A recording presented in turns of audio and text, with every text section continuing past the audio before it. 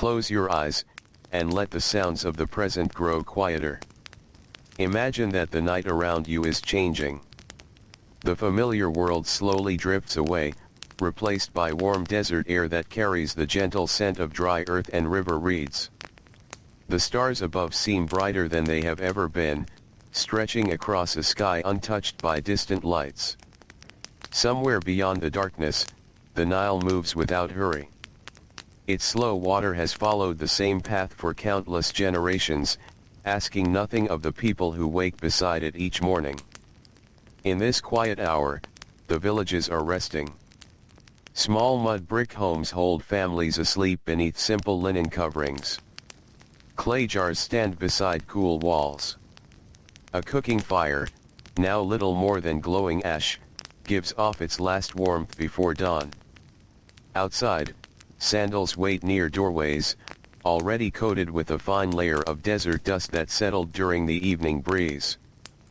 Far away from the homes of kings and the great stone temples that many people remember, another life quietly unfolds.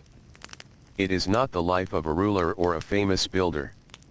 It belongs to someone whose name was never carved into polished stone. His work was important, but almost invisible. Day after day, season after season, he prepared colors that others would use to paint the walls of silent tombs. He was a paint mixer. Not a painter who stood high upon wooden scaffolding, carefully placing graceful figures onto smooth plaster. Not a master artist whose steady hand shaped the faces of gods and noble families. His place was lower, closer to the ground, beside heavy bowls of crushed stone, powdered minerals, clay jars, wooden spoons, and smooth grinding slabs worn flat by many years of patient labor. His mornings almost always began before the first light reached the eastern sky. The air was cooler then. For a little while, the desert allowed people to breathe without the heavy weight of the afternoon sun pressing against their shoulders. The quiet was broken only by soft footsteps, distant birds near the river, and the occasional bray of a donkey waiting for another day's work. He would wake inside a modest home built from mud bricks dried beneath the Egyptian sun. The walls kept some of the night's coolness inside. His sleeping mat rested directly upon the packed earth floor. Nearby, woven baskets held onions, barley, and a few dried herbs. A clay lamp had long since burned low, leaving only a faint smell of old oil. He would sit slowly before standing. His muscles already remembered yesterday. His hands, rough from years of grinding minerals into fine powder, felt stiff in the cool morning air. Tiny cracks crossed his fingertips. Even after washing, small traces of red, yellow, blue, and green often remained beneath his fingernails. Color had become part of his skin. He dressed without hurry. A simple linen kilt. Sandals that had already been repaired several times. A narrow cloth wrapped loosely around his shoulders if the morning breeze happened to be stronger than usual. Outside, the eastern horizon slowly brightened. The first rays of sunlight did not rush across the land. Instead, they gently revealed it piece by piece. Palm trees gained shape against the sky. Birds lifted themselves from reeds beside the Nile. Farmers began walking toward their fields carrying wooden hoes across tired shoulders. Our paint mixer joined many ordinary workers following dusty roads toward places where another day of labor quietly waited. Some carried baskets. Some balanced clay jars upon their heads. Others guided donkeys loaded with limestone blocks, bundles of reeds, or heavy sacks filled with grain. Very few spoke. Morning often belonged to silence. People saved their strength. The workshop where the paint mixer worked stood not far from the tombs that wealthy officials hoped would preserve their memory forever. It was neither grand nor beautiful. The building itself seemed almost forgotten beside the impressive stone walls that artists would eventually decorate. Its roof was made from wooden beams covered with reeds and mud. Sunlight slipped through small openings, creating thin lines of brightness that slowly moved across the floor as the day passed. Inside rested everything needed for creating color. Stone mortars. Heavy grinding slabs. Rounded pestles polished smooth by thousands upon thousands of careful circles. Clay bowls. Water jars. Bundles of plant fibers. Small sacks tied with linen cords. The room smelled of dust, earth, minerals, and damp plaster. It was not unpleasant. It simply smelled like work. Before anything else, the day's materials had to be prepared. Nothing arrived ready to use. Red came from iron-rich earth collected from certain places where the desert offered its colored soil. Yellow came from another mineral, softer in texture but still demanding patient grinding. White often came from limestone or gypsum, crushed until it felt almost like flour between careful fingers. Black could be made from soot collected after burning wood or oil. Green might come from crushed malachite, its bright surface hiding inside rough pieces of stone. Blue, the most treasured of all, required even greater care. Some blue pigments came from valuable imported materials.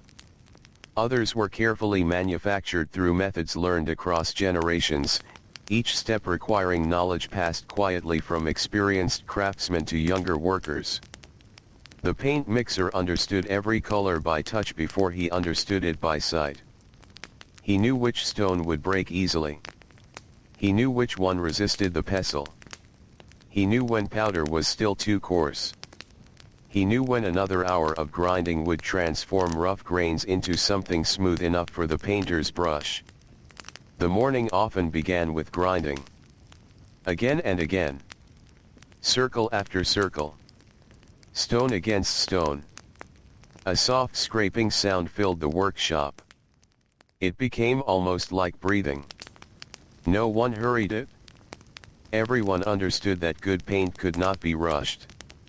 Outside, the sun climbed steadily higher. Its warmth entered the workshop little by little. Dust floated through narrow beams of light, drifting slowly before settling upon shelves, bowls, and shoulders. The paint mixer rarely looked outside while working. His attention remained upon the texture beneath his hands. Sometimes he leaned closer, rubbing a little powder between finger and thumb. If it still felt gritty, he continued. If it felt smooth enough to disappear against his skin, he nodded quietly to himself. Another bowl was ready. Nearby, older craftsmen worked with the calm confidence that comes after many years of repeating the same movements. Their conversations were gentle. Someone mentioned that the river had risen well this season. Another wondered whether his youngest child had finally learned to weave small baskets without dropping the reeds. Someone else quietly spoke about sore knees that had grown worse with age. No one spoke loudly. The workshop encouraged softer voices. Perhaps it was because everyone listened carefully to the sounds of grinding stone. Or perhaps the quiet simply suited the work. As morning became late morning, painters sometimes entered to collect fresh pigments. Their linen clothing often carried tiny marks of dried plaster. Thin brushes rested inside woven containers hanging from their belts. Some smiled with gratitude after examining a bowl of finely prepared color. Others silently nodded before carrying it toward the tomb chambers where walls slowly transformed into scenes of eternal harvests, peaceful rivers, family gatherings, and journeys into the next life. The paint mixer rarely followed them. His work remained here. Always here. Another bowl waited. Another stone needed crushing. Another color required mixing with water and binding materials until it reached exactly the right thickness. Too much water, and the paint would run. Too little, and it would refuse to spread smoothly across fresh plaster. Finding the balance was a quiet skill learned through long experience. There were no written instructions beside his workspace. His hands remembered what words could never fully describe. By midday, the heat became impossible to ignore. Even inside the workshop, warm air settled heavily upon every surface. The grinding stones felt hot. The clay jars warmed. Sweat slowly gathered across brows before falling into the dust below. Workers paused more often. Not because they wished to stop. Because the body demanded slower movement. Someone poured cool water from a large clay jar into simple cups. Each person drank carefully. Water was precious. Every swallow mattered. Lunch was modest. Flat bread. Perhaps onions. Sometimes dried fish if fortune had been kind. Maybe dates gathered during the proper season. The meal passed quietly. People sat wherever shade could be found. No one expected comfort beyond simple rest. The paint mixer stretched his fingers. Even during these short moments, his hands continued making small circular movements in the air without thinking. Years of repetition had taught his muscles their own language. After eating, everyone returned to work. The afternoon often felt longer than the morning. Heat slowed every movement. Dust seemed thicker. The light became brighter until even pale walls reflected the sun with surprising strength. Yet the work remained patient. Grind.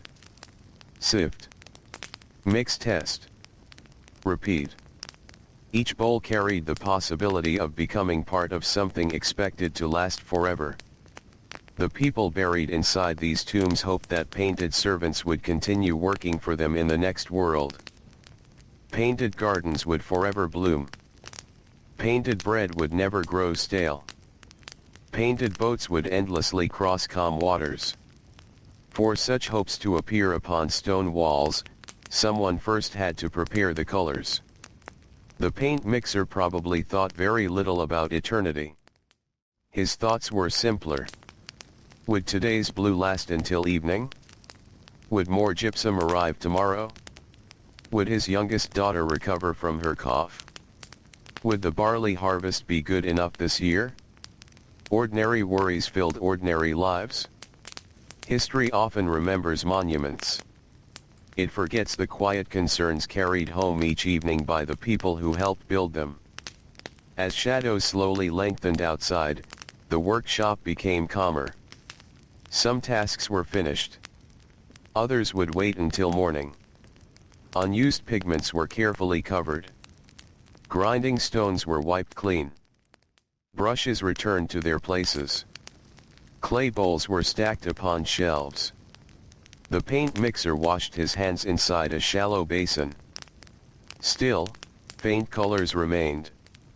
Red near one thumb. Green along the edge of his palm. Black settled deep inside tiny lines across weathered skin. He accepted that they would remain until tomorrow added fresh layers. Leaving the workshop, he stepped once again onto dusty roads warmed all day beneath the Egyptian sun. The evening breeze had finally begun. It carried relief across tired faces. Workers slowly returned toward their villages. Children laughed somewhere nearby. Goats wandered close to low walls. Women prepared evening meals beside outdoor ovens. The smell of fresh bread drifted gently through the air. The paint mixer walked without hurry. His shoulders ached pleasantly with familiar exhaustion. Nothing unusual had happened today. Nothing dramatic. Nothing that would ever appear inside royal records. Yet another day's work had quietly been completed.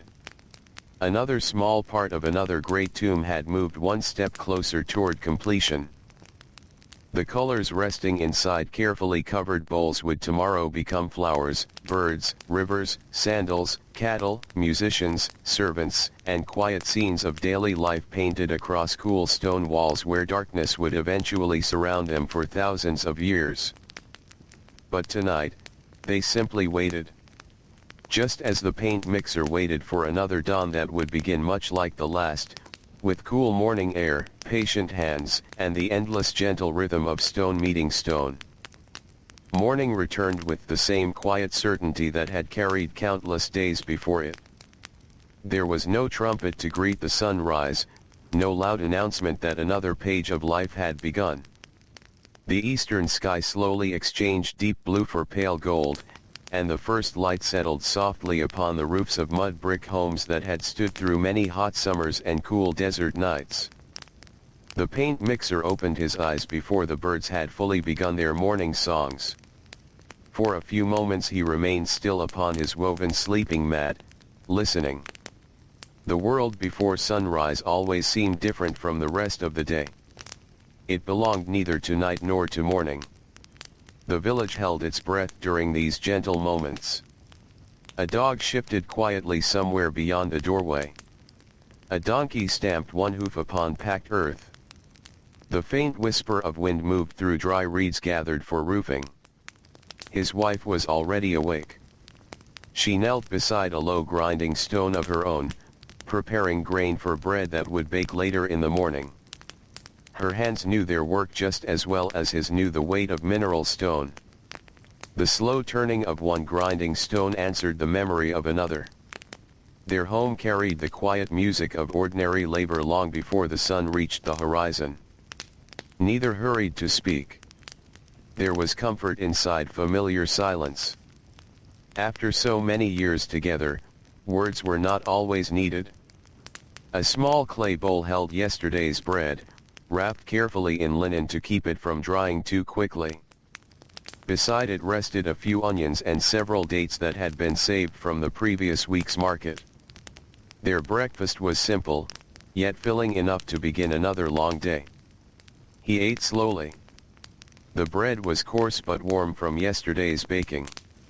Tiny grains of stone from the mill could sometimes still be felt between his teeth. Nearly everyone accepted this without complaint. Bread carried life, even if it slowly wore away the strength of one smile through many years. Outside, the air remained pleasantly cool. Women swept dust away from doorways, though everyone knew the wind would return more before evening. Children still slept beneath light coverings while older brothers prepared to help their fathers in the fields. Smoke rose gently from small cooking fires as another day quietly gathered itself across the village. The paint mixer slipped his sandals onto tired feet. The leather straps had softened over many seasons. They no longer rubbed against his skin as they once had. Like the grinding stones inside his workshop, they had slowly shaped themselves around years of faithful use. He stepped onto the dusty road. Others joined him one by one. A potter carried damp clay beneath a cloth to keep it from drying too quickly. A fisherman balanced rolled nets across one shoulder, already thinking about the quiet stretches of river where fish might gather before the heat deepened. Two young laborers laughed softly over something forgotten almost as quickly as it had been said. The paint mixer listened more than he spoke. His thoughts moved slowly with his footsteps. Ahead, the desert cliffs caught the first sunlight. Their pale faces glowed softly above the darker valley below. Somewhere beyond those cliffs rested tombs where skilled hands continued covering empty walls with scenes meant to live forever. Yet before beauty could appear, preparation had to begin. The workshop welcomed him with its familiar stillness. Nothing had changed overnight. The grinding slabs rested exactly where they had been left. Clay jars stood patiently against the wall. Wooden shelves held neat rows of bowls waiting for another day's colors. Even the fine layer of dust seemed unchanged, though a careful eye might notice tiny new patterns left by insects wandering during the cooler hours of darkness. He placed both hands upon the smooth surface of his favorite grinding stone. Its center had become slightly hollow after many years of careful circles. Thousands upon thousands of movements had slowly reshaped solid rock. No single day had made the difference. Time itself had done the work. He often wondered whether hands could also become shaped in such quiet ways. Perhaps they already had. His fingers curved naturally around the wooden pestle before he even thought about holding it. His shoulders settled into familiar positions. His breathing found its steady rhythm. Soon the first minerals were poured into the shallow stone bowl. Today's work began with red ochre. The dry earth broke apart beneath firm but patient pressure. Small pieces became smaller still. Rough fragments slowly disappeared beneath endless circles of grinding. Fine powder gathered along the edges of the stone like soft desert dust after a gentle wind. The sound filled the room. Stone against stone. Again. And again. Never hurried. Never angry. Only steady. Other workers gradually arrived. One man prepared white gypsum. Another carefully sorted pieces of green malachite according to size. A younger apprentice carried heavy water jars from the well, trying not to spill a single drop across the workshop floor. The older craftsmen watched him without criticism. They remembered moving with the same uncertain steps many years before. Knowledge in Egypt often passed quietly. An experienced worker rarely spoke long lessons. Instead, younger hands learned by standing nearby. Watching. Listening. Repeating. Making mistakes. Trying again. The paint mixer had once been such an apprentice. He could still remember the first time an older craftsman placed a grinding stone before him. His arms had grown tired after only a short while. He had believed the stone would never become smooth enough. He had looked often toward the doorway, hoping someone might announce the day's work was finished. Instead, the old craftsman had simply smiled. "Keep going." Only two gentle words. Nothing more. The lesson had lasted for years. Even now, whenever his shoulders ached, those simple words quietly returned. Keep going. The morning slowly unfolded. Sunlight entered through narrow openings in the roof. Tiny floating grains of pigment shimmered within the bright beams before disappearing once more into shadow. Blue powder sparkled differently from yellow. Black settled more heavily. White seemed almost to glow beneath the light. The workshop itself became a world of gentle colors, though none yet rested upon painted walls. Everything here existed in preparation. The colors waited. The painters waited. The tomb waited. Preparation was its own kind of art. One painter entered carrying several worn brushes wrapped inside linen. He greeted the workers with a nod before kneeling beside the bowls. His fingers gently tested the texture of freshly prepared pigment. He rubbed a little between finger and thumb. Then he smiled. Not broadly. Only enough for those nearby to understand that today's mixture pleased him. The paint mixer returned the smile before lowering his eyes once again to the stone beneath his hands. Praise arrived quietly in workshops like this. A satisfied nod carried more meaning than many spoken words. Outside, laborers hauled limestone blocks toward another unfinished chamber. The sound of wooden sledges scraping across packed earth drifted faintly through the doorway. Men called softly to one another as they pulled together. Their voices rose and faded with the breeze. The paint mixer rarely watched them. His own task required enough attention. A single careless moment could allow grit to remain inside the pigment.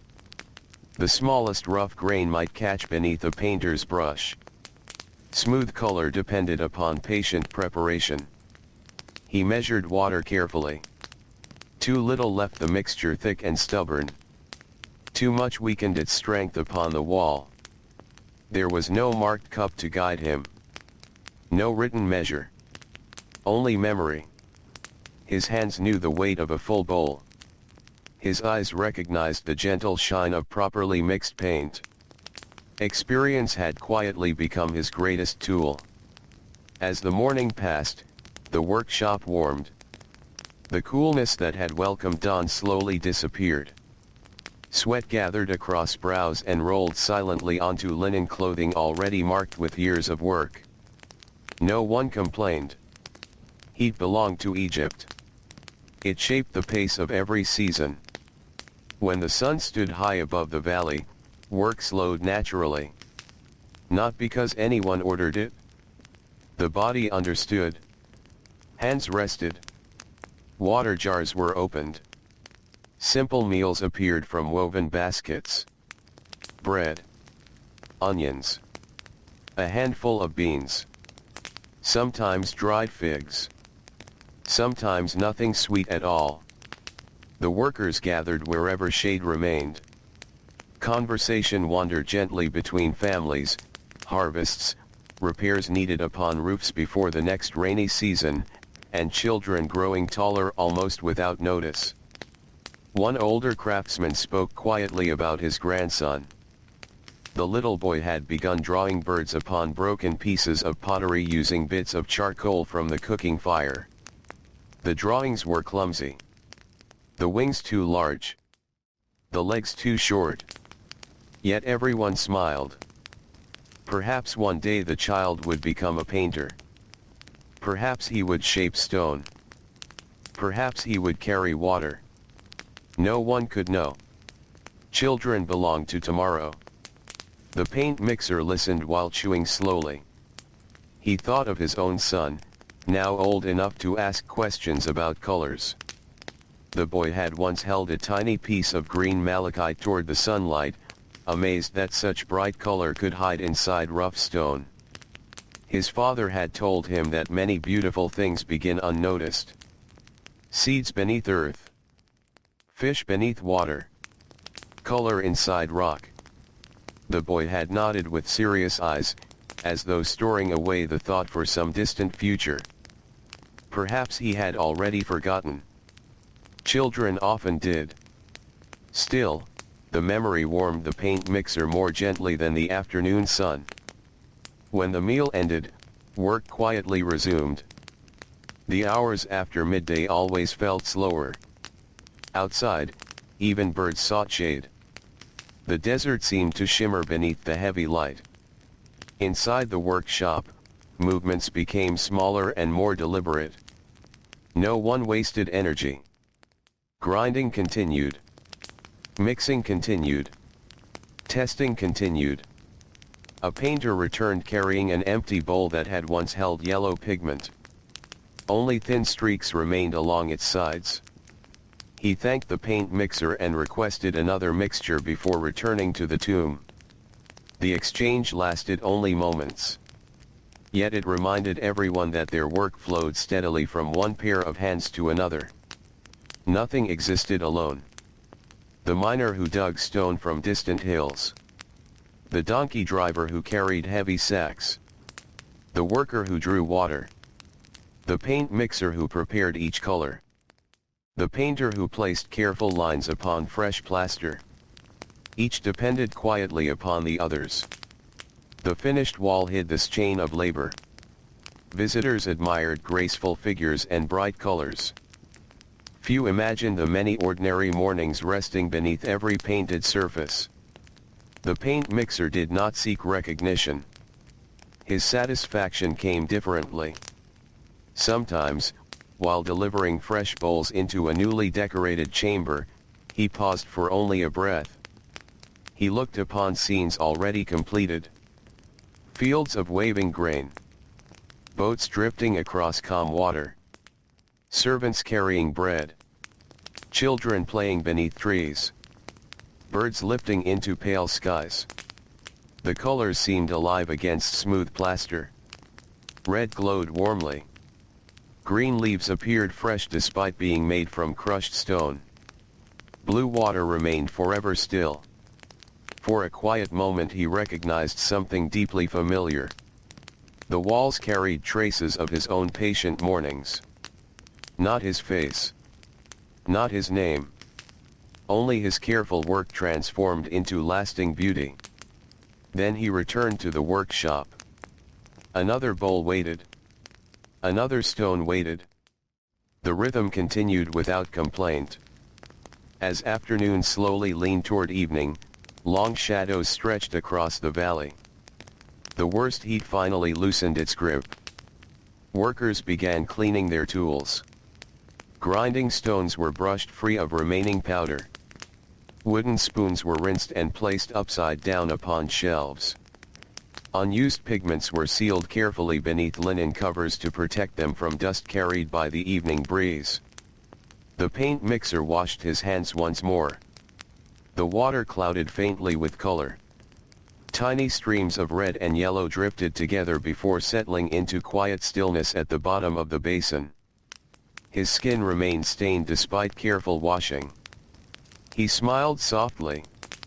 Tomorrow would add another layer. And another after that.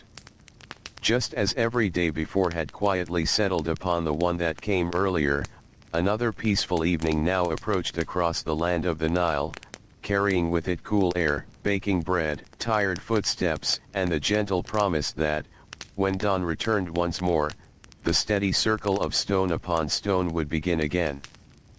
The evening settled over the western desert with quiet patience, as though the land itself had grown tired after carrying the weight of another long day beneath the Egyptian sun.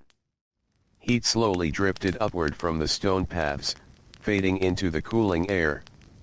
The cliffs that had glowed pale gold during the afternoon now softened into gentle shades of amber and violet. Shadows stretched farther with every passing moment until they quietly joined together.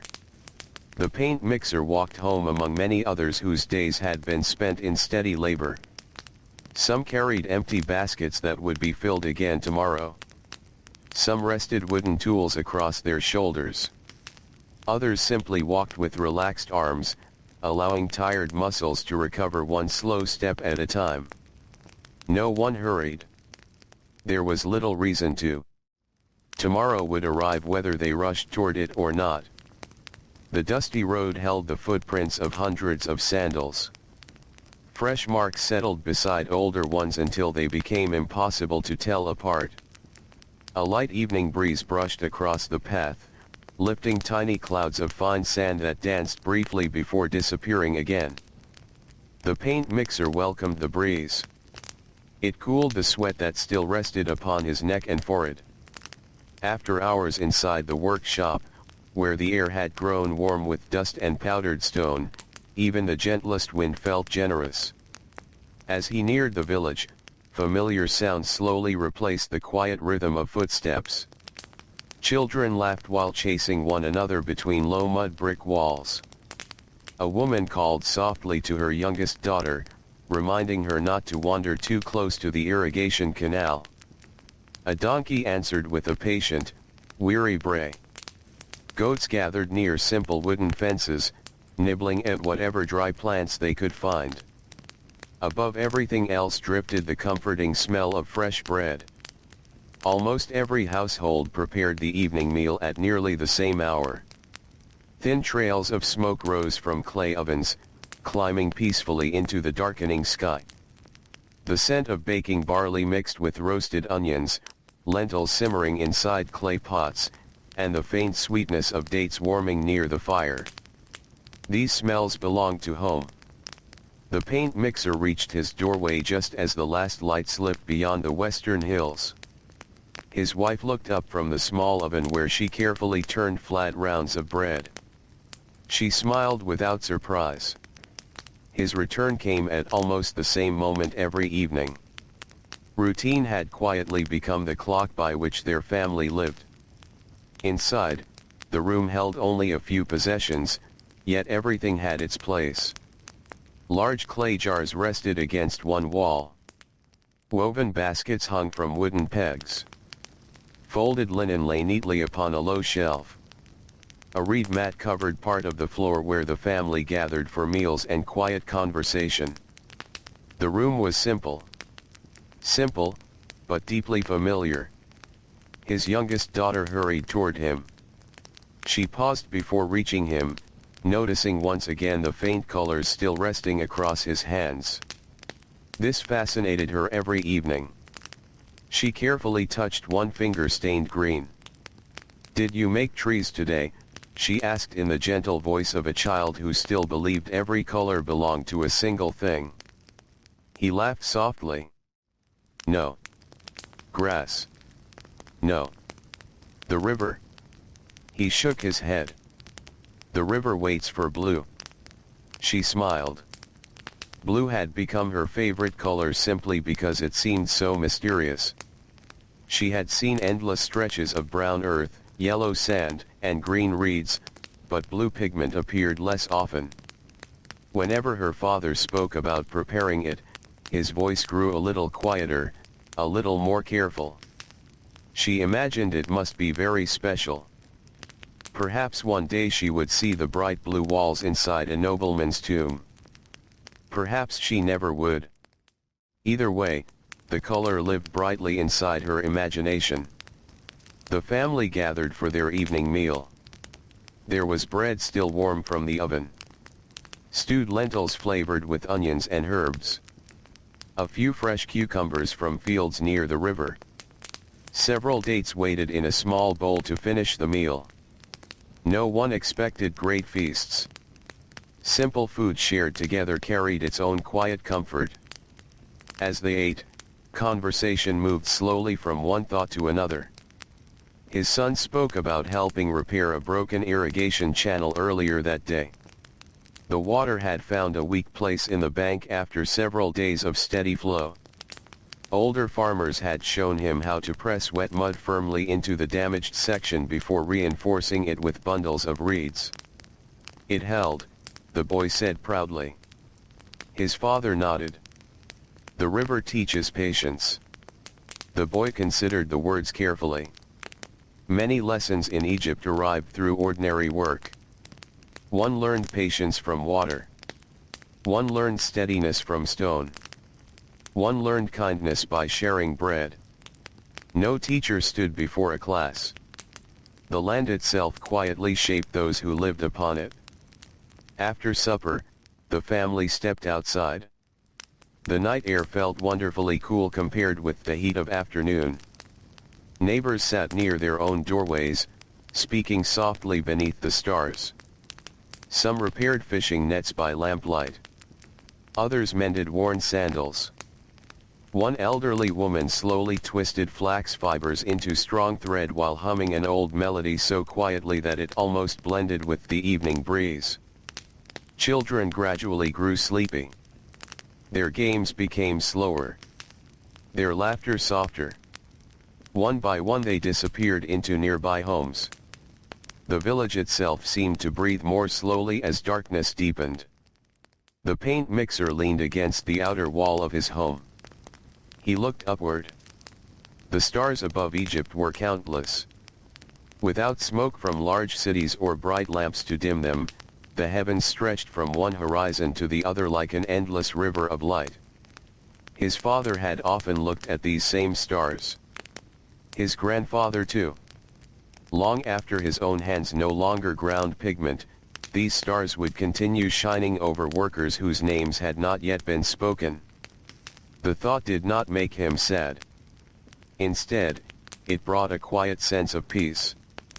Life continued. Each generation carried small tasks before gently placing them into the hands of the next. The stars watched every exchange without hurry. Eventually, the family returned indoors. The clay lamp burned softly, filling the room with warm golden light that danced gently across the walls. The flame was small. Oil had to be used carefully. Every household understood the value of making simple things last.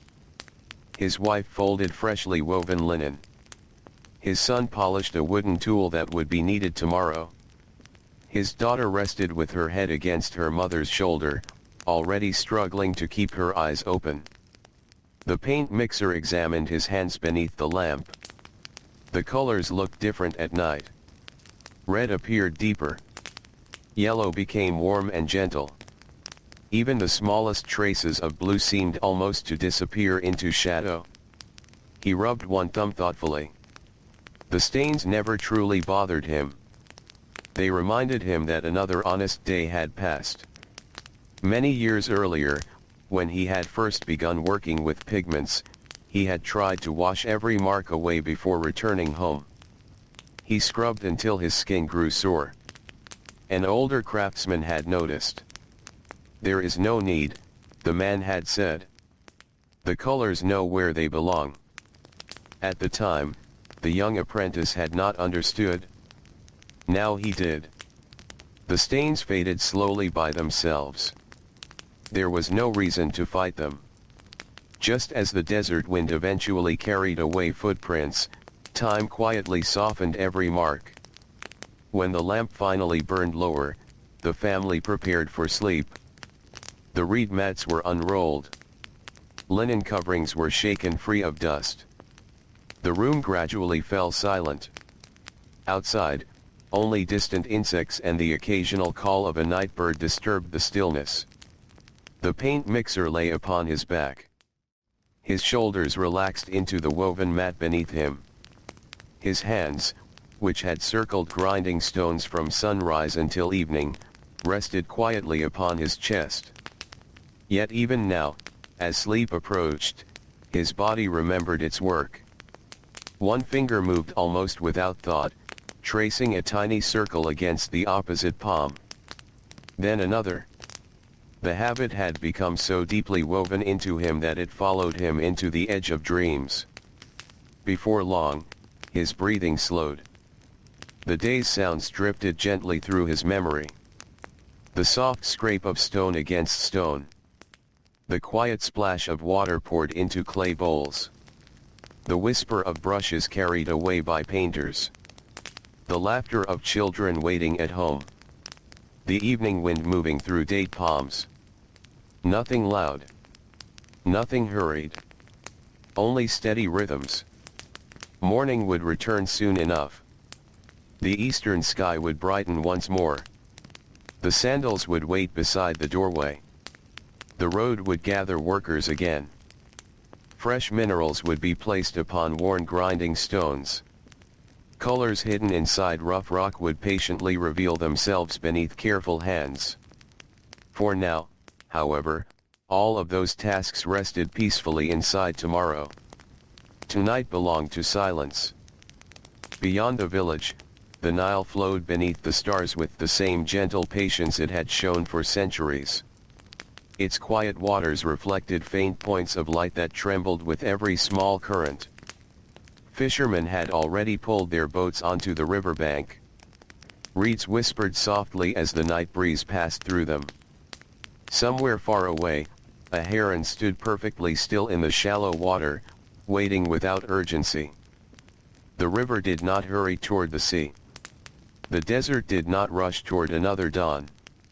The paint mixer, asleep within his modest mud brick home, became part of that same unhurried rhythm, another ordinary life carried gently forward by the calm passage of days, where every sunrise brought familiar work, every sunset brought simple rest, and every careful circle of stone upon stone quietly prepared colors that would outlive the hands that made them.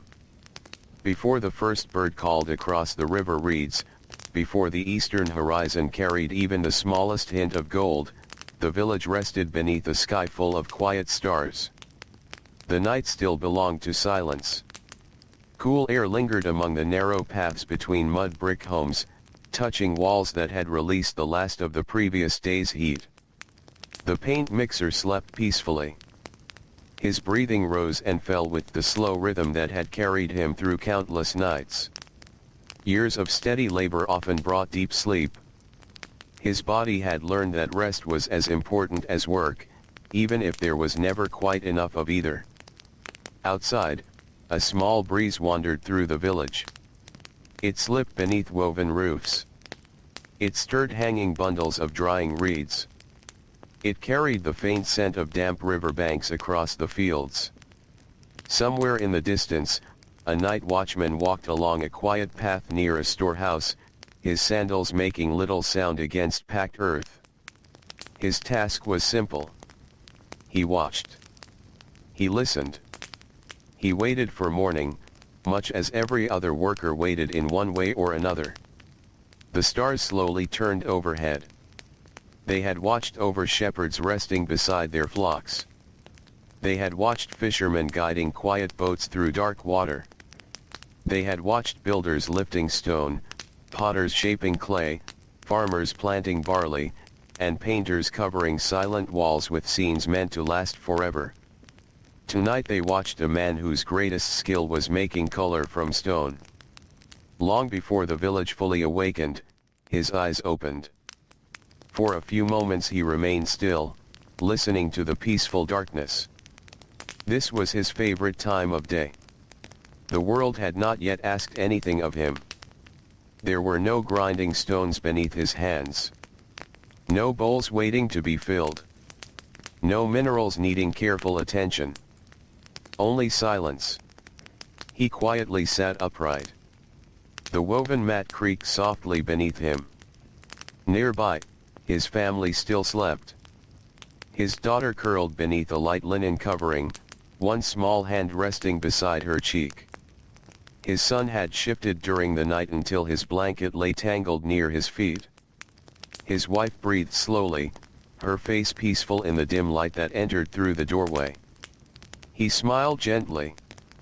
Morning belonged first to gratitude before it belonged to labor. Stepping outside, he looked toward the eastern horizon. The sky remained dark, but a faint silver line now rested above the distant desert. The Nile could not yet be seen clearly, yet he knew exactly where it flowed. He had walked beside its banks since childhood.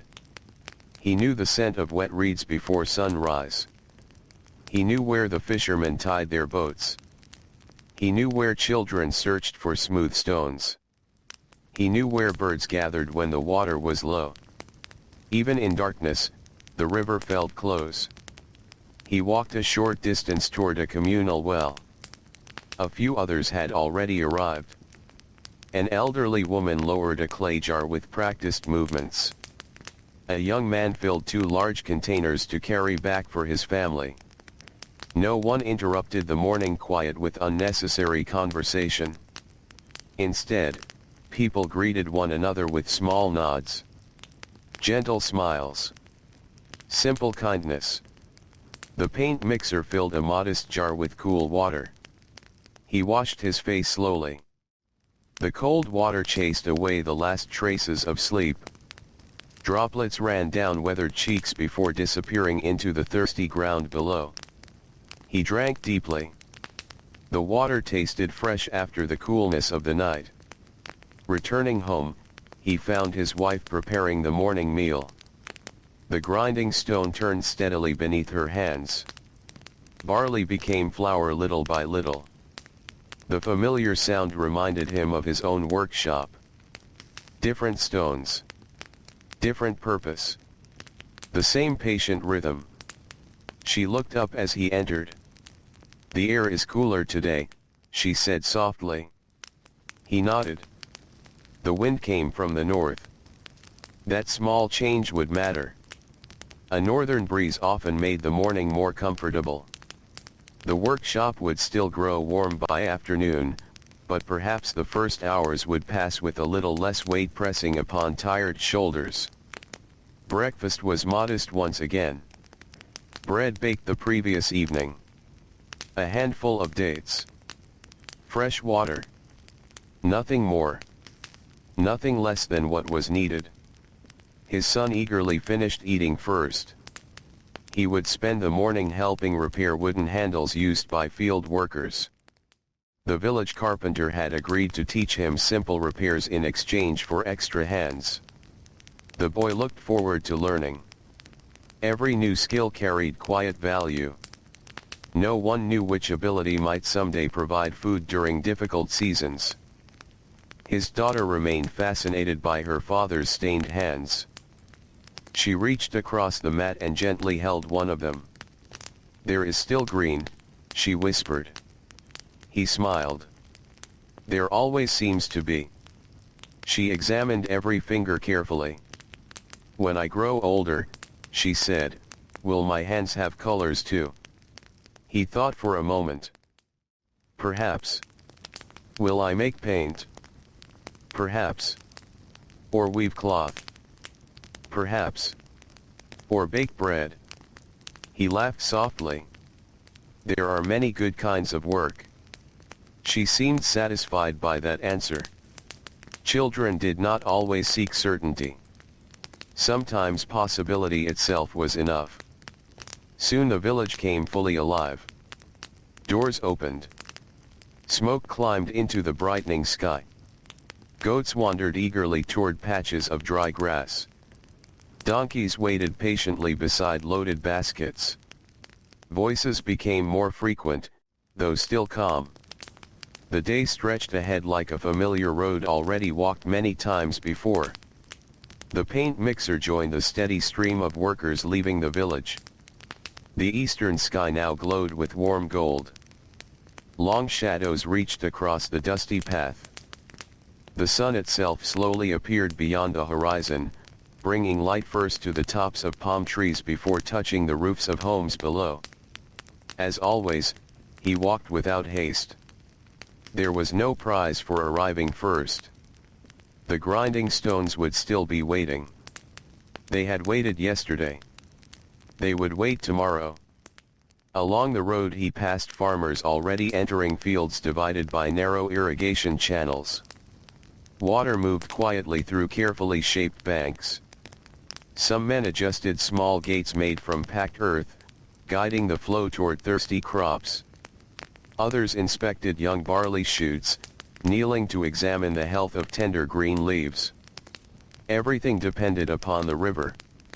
Without it, the fields would become silent stretches of dry earth. With it, life continued. Farther ahead, women carried baskets balanced gracefully upon their heads. Inside rested vegetables gathered before sunrise while the air remained cool. One woman carried bundles of fresh reeds that would later become mats or baskets. Another walked beside her daughter, who proudly carried a much smaller bundle of her own. Even children contributed where they could. Not because they were forced. Because village life depended upon many small hands working together. The workshop stood quietly where he had left it. Its doorway welcomed familiar faces one by one. The oldest craftsman had arrived first, as he often did. He carefully swept the floor before anyone else entered. Not because it remained clean for long. Dust always returned. He swept because beginning the day with order made the work feel calmer. The paint mixer appreciated that. Without speaking, he picked up another broom made from bundled reeds and swept the opposite side of the room. Together they worked in comfortable silence. Dust gathered into small piles before being carried outside. Fresh sunlight entered through the doorway. The room felt ready. One apprentice arrived carrying sacks filled with newly collected red ochre. Another delivered pieces of yellow mineral wrapped carefully inside woven cloth. The supplies were inspected with experienced eyes. Some stones would grind beautifully. Others contained flaws hidden beneath rough surfaces. Choosing the best pieces mattered. Good paint began long before grinding. The paint mixer untied one sack. Inside lay chunks of reddish earth in many shapes and sizes. He lifted one piece toward the morning light. Turning it slowly between his fingers, he examined tiny variations in color. Some areas appeared deep crimson. Others leaned toward warm brown. Even within a single stone, nature had painted subtle differences. He selected several pieces and placed them upon the grinding slab. The first circles of the morning began. Stone met stone. The sound returned exactly as it always had. Gentle. Steady. Almost musical. Around him, the workshop slowly filled with similar rhythms. Each worker created a slightly different sound depending upon the size of the grinding slab, the shape of the pestle, and the mineral beneath it. Together they formed a quiet chorus that lasted hour after hour. A stranger might have heard only scraping stone. The workers heard something richer. They heard progress. They heard experience. They heard another ordinary day unfolding exactly as it should. The paint mixer noticed how sunlight slowly crossed the room. At first it rested near the doorway. Later it reached the shelves holding finished pigments. By midday it would touch the far wall before beginning its slow journey back toward evening. He rarely needed to ask the time. The light itself quietly answered. As he worked, he thought about the minerals before him. Every color had once rested hidden beneath hills, cliffs, or riverbanks. Men had dug them from the earth with simple copper tools and patient determination. Donkeys had carried them across dusty roads. Workers had unloaded heavy sacks into this very room. Now they rested beneath his hands. Soon they would become smooth pigment. Then graceful paintings. Much later, perhaps centuries beyond imagining, they would still cling to silent walls inside cool stone chambers. The journey of a single handful of color was remarkably long. Yet every step depended upon ordinary people who simply woke each morning and performed familiar tasks with quiet care. The paint mixer did not think of himself as preserving history. He thought only of today's bowl. Today's texture. Today's careful balance between powder and water. Perhaps that was why his work was so dependable. He gave his full attention to the small task before him instead of distant thoughts. Outside, the sun climbed steadily higher. The breeze still wandered through the valley, carrying a welcome coolness into the workshop. For a little while longer, the day remained gentle. Hands continued their patient circles. Powder slowly became finer. Colors quietly emerged from rough stone. And another peaceful morning in ancient Egypt unfolded exactly as so many mornings had before, calm and unhurried, as the endless rhythm of careful work carried the paint mixer forward into yet another day beside the timeless Nile. The morning settled gently over the valley as though it had nowhere else to be. The northern breeze continued to move softly between the limestone cliffs before wandering through the open doorway of the workshop. It carried with it the faint scent of river water, damp reeds, and fields that had drunk deeply from the Nile only days before. The paint mixer noticed the breeze without giving it much thought. It simply became another quiet companion to the day. There were many companions like this. The familiar weight of the grinding stone. The cool clay water jar resting in the corner. The patient voices of fellow craftsmen. The shifting sunlight that slowly crossed the floor. None demanded attention, yet all became part of the steady rhythm that filled his life. He lowered another piece of red ochre onto the worn grinding slab. The stone felt cool beneath his hands at first. By midday it would become warm from both sunlight and constant use. His fingers wrapped naturally around the smooth wooden pestle. Its surface had grown polished over many years, not through decoration but through simple repetition. Countless hands had likely held it before his own. One day another pair of hands would hold it after him. Tools, like people, quietly carried the memory of time. He began another slow circle. The first sound was soft. Then another. Soon the steady scraping blended with dozens of others around the room. The workshop never became completely silent. Yet its sounds were gentle enough that silence seemed to live inside them. No hammer struck sharply. No shouted commands echoed against the walls. Only the calm music of careful labor. A young apprentice worked nearby. He was perhaps 14 years old, tall enough to carry heavy sacks but still growing into the strength of adulthood. His movements were eager, though not yet as smooth as those of the older craftsmen. Every few moments he paused to study the powder before him. Then he resumed grinding. Then he paused again. The paint mixer watched without interrupting. Learning required patience from both teacher and student. After a while the apprentice quietly spoke. "It is still too rough." The paint mixer nodded. "It is. I have been grinding since sunrise." "You have?" The young man frowned slightly. "It does not seem different." The older craftsman reached across and gently rubbed a little pigment between his fingers. "It is different. It feels the same. It only feels the same because your hands have changed little by little along with the stone." The apprentice looked puzzled.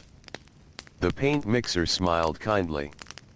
"If you had stopped after your first 100 circles, you would have felt the difference." The young man considered this. "So I should keep going?" The answer came softly. "Keep going." The same words once spoken to him so many years before quietly passed to another generation. No grand lesson. No long speech. Only simple wisdom shaped by ordinary work. The apprentice lowered his eyes and resumed the slow circles. His shoulders relaxed. The rhythm returned. The paint mixer did the same. Nothing more needed to be said. Across the room, another craftsman carefully sifted white gypsum through a woven cloth stretched over a shallow bowl. Fine powder drifted downward like pale desert dust after a gentle wind. Larger pieces remained above. These would return to the grinding stone. Nothing useful was wasted if it could still serve. Nearby, a painter entered carrying several empty bowls. His linen clothing bore faint traces of yesterday's work. Tiny specks of blue rested near one sleeve. A streak of yellow crossed the edge of his wrist. He greeted the workshop with a quiet nod before examining the fresh pigments prepared during the morning. He lifted one bowl toward the doorway where sunlight fell most clearly. Turning it slowly, he watched how the powder caught the light. Then he smiled with quiet satisfaction. "The red is very smooth today." The paint mixer inclined his head. "The stone was kind." The painter chuckled softly. "The stone was patient." "So were we." Their conversation ended there. Neither man sought longer praise. The quality of the pigment spoke well enough.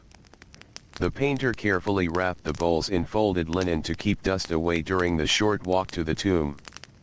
Watching him leave, the apprentice asked another question. "Have you ever painted?" The paint mixer thought for a moment. "Only a little." "Did you enjoy it?" "I admired those who could." "Then why did you return to mixing?" He looked down at the pigment resting beneath his hands. "Because this became my work." The apprentice waited. After a quiet pause, the older man continued. "Every painting begins long before the first brush touches the wall." The apprentice nodded slowly. He understood. Or perhaps he only began to understand. Some lessons needed many years to grow. Outside, the valley continued waking into its full morning. Workers carrying baskets passed along the nearby road. The distant sound of wooden sledges drifted across the warm air. Somewhere beyond the workshop, stonecutters shaped blocks that would one day become smooth walls. The ringing of copper tools against limestone reached them only as faint echoes. Even those distant sounds seemed softened by the broad desert sky. Inside, the light gradually brightened. Dust floated through the sunbeams like tiny golden insects. Some particles settled gently upon shelves before being brushed away. Others landed upon shoulders already covered with the fine powder of many mornings. The paint mixer no longer noticed dust as something unpleasant. It belonged here. Just as flour belonged inside a baker's home. just as damp clay belonged inside a potter's workshop. Every craft carried its own small marks. Around mid-morning, a messenger arrived from one of the nearby tomb chambers. He carried a carefully wrapped wooden tablet coated with smooth plaster. Upon its surface the master painter had sketched several small designs using red lines. The paint mixer studied them with quiet interest. Lotus flowers. Bundles of papyrus reeds. A row of ducks standing beside calm water. The painter wished to compare several shades of green before beginning the next section of the wall. The messenger pointed politely toward the sample. The master asks whether another mixture can be prepared. The paint mixer nodded. It can. There was no urgency in his voice. No sign of burden. Simply quiet certainty. He walked toward a shelf holding pieces of green malachite. Each stone reflected light differently. Some held deep forest tones. Others leaned toward pale green touched with blue. He chose several pieces and laid them upon the grinding slab. The apprentice watched carefully. Green required patience. The mineral was beautiful even before grinding. Its rough surface shimmered softly beneath the sunlight. For a brief moment the paint mixer simply looked at it. Nature had already painted the stone long before human hands discovered it. He lowered the pestle. The first gentle circle began. Tiny fragments broke away. Another circle. Another. The bright stone slowly surrendered its color. Not all at once. Never quickly. Beauty often revealed itself one patient movement at a time. The apprentice leaned closer. It is slower than the red. It is. Why? The paint mixer smiled. Every stone has its own nature. He continued grinding. You cannot ask one stone to become another. The apprentice quietly repeated the thought to himself. Every stone has its own nature. Outside, the breeze carried the distant call of water birds from the Nile. For a few moments everyone inside the workshop paused almost without realizing it. The sounds drifted gently through the open doorway. Someone smiled. One older craftsman remarked that the birds often gathered where fish were plentiful. A younger worker wondered whether his brother had enjoyed good fishing that morning. Then the room settled once more into its familiar rhythm. Work resumed naturally. No signal was needed. The paint mixer added a small measure of clean water. The powder darkened immediately. He stirred slowly using a smooth wooden spatula. The mixture thickened. He watched carefully. Another few drops. Another gentle stir. Experience guided every movement. When the texture finally pleased him, he dipped one fingertip lightly into the pigment. He drew a thin line across a broken piece of limestone kept for testing colors. The green rested beautifully against the pale surface. Not too thin. Not too heavy. He waited quietly while it began to dry. Fresh pigment sometimes changed slightly as moisture disappeared. Patience remained part of every step. The apprentice stood beside him in silence. Together they watched the little line of green. No one hurried it. Time itself would reveal whether the mixture had been prepared well. As they waited, the paint mixer glanced through the doorway toward the distant cliffs. Beyond them rested completed tombs whose painted walls had already entered darkness. The artists who worked there had long since finished their tasks. Some had grown old. Some had passed away. Yet their colors still rested quietly upon cool stone. Perhaps, he thought, someone many generations from now would stand before those same walls. They would admire the graceful figures. They might wonder about the painter. Perhaps they would think about the nobleman buried inside. but it was unlikely they would imagine the quiet room where pigments had first been ground, or the ordinary craftsman whose mornings had been spent patiently turning rough stone into smooth color. The thought did not trouble him. His satisfaction had never depended upon being remembered. It lived instead in the work itself. In the careful circles. In the smooth texture beneath his fingers. In the quiet nod of a painter pleased with a well-prepared bowl. The test line on the limestone slowly dried. The green held its brightness. The surface remained even. The paint mixer smiled almost imperceptibly. He covered the bowl with clean linen. Soon another painter would carry it into the cool chambers of the tomb, where it would become reeds beside the Nile, fresh leaves upon sacred trees, or the stems of lotus flowers blooming forever upon silent walls. Here in the workshop, however, another empty bowl already waited.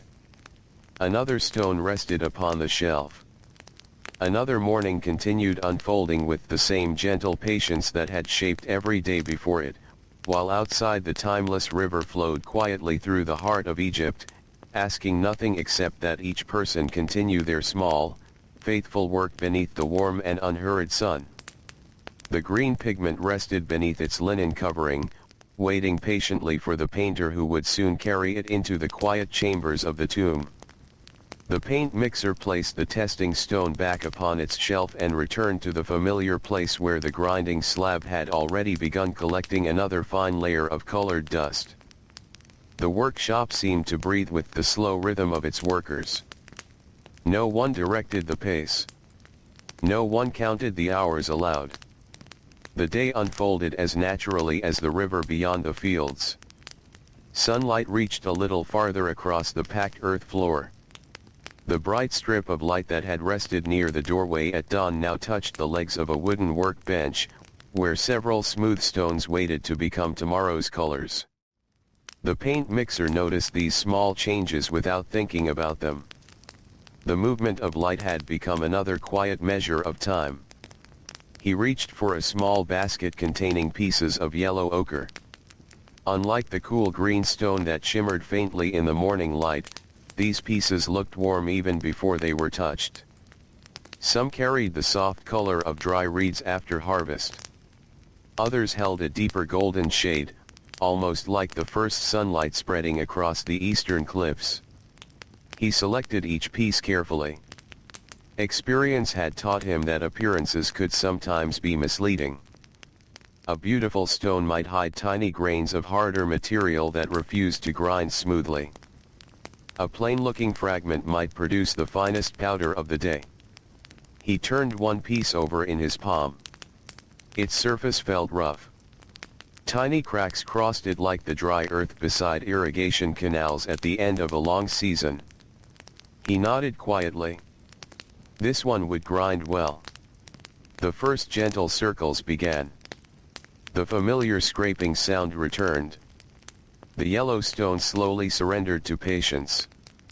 Beside him, the apprentice continued preparing white gypsum. His movements had become calmer since sunrise. He no longer paused every few moments to inspect the powder. Instead, he trusted the rhythm. His shoulders relaxed. His breathing matched the slow circles of his hands. The older craftsman noticed. None mentioned it. Approval often arrived through silence. Across the room, the oldest worker carefully repaired the handle of a wooden pestle. The smooth wood had begun to loosen after years of steady use. He wrapped thin strips of leather around the joint before securing them tightly with linen cord. Nothing was thrown away simply because it showed signs of age. Wood was valuable. Leather was valuable. Time itself was valuable. If something could continue serving its purpose, it deserved careful repair. The paint mixer appreciated this way of thinking. People, too, needed gentle care after many years of work. He stretched his fingers for a moment before returning them to the grinding stone. His knuckles no longer bent as easily as they once had. Some mornings they felt stiff until the work itself slowly loosened them. The ache had become familiar. Not painful enough to stop him. Only enough to remind him how many seasons had already passed. Outside, the village had fully awakened. The sounds drifting toward the workshop changed as the morning grew older. The early footsteps of workers heading toward their tasks had disappeared. Now came the quieter sounds of steady labor. A distant carpenter shaped wood with careful strokes. Somewhere farther away, women beat washed linen gently against smooth stones near the riverbank. Occasionally the soft call of a fisherman floated across the water before fading into the warm air. The paint mixer rarely saw these people during his working hours. Yet their sounds reminded him that many lives moved alongside his own. Each person followed a different routine. Each depended upon others in ways they might never fully notice. The baker depended upon the farmer. The farmer depended upon the river. The fisherman depended upon calm water. The painter depended upon good pigment. The pigment depended upon patient hands. The chain stretched quietly through the entire valley. One link alone accomplished very little. Together they carried daily life forward. As the yellow powder grew finer, the paint mixer leaned closer. He rubbed a small amount between his fingertips. Almost ready. Almost. Not yet. He continued. The apprentice glanced over. It already feels smooth. It feels smoother, the paint mixer replied gently. But not smooth enough. The younger man nodded. He had begun to understand that there were many kinds of smoothness. One satisfied tired hands. Another satisfied careful eyes. The finest kind satisfied both. A little later, two painters entered together. One carried several worn brushes wrapped inside clean linen. The other balanced a shallow wooden tray holding pieces of fresh plaster that had hardened overnight. They greeted the workshop quietly. One of them smiled as he looked toward the shelves. It seems the colors have been busy before we arrived. The oldest craftsman chuckled softly. The colors never sleep. The painters laughed. Only briefly. Then work returned to its usual calm. One painter uncovered the fresh green pigment prepared earlier that morning. He examined it beneath the light. Without speaking, he dipped the tip of a brush into the mixture.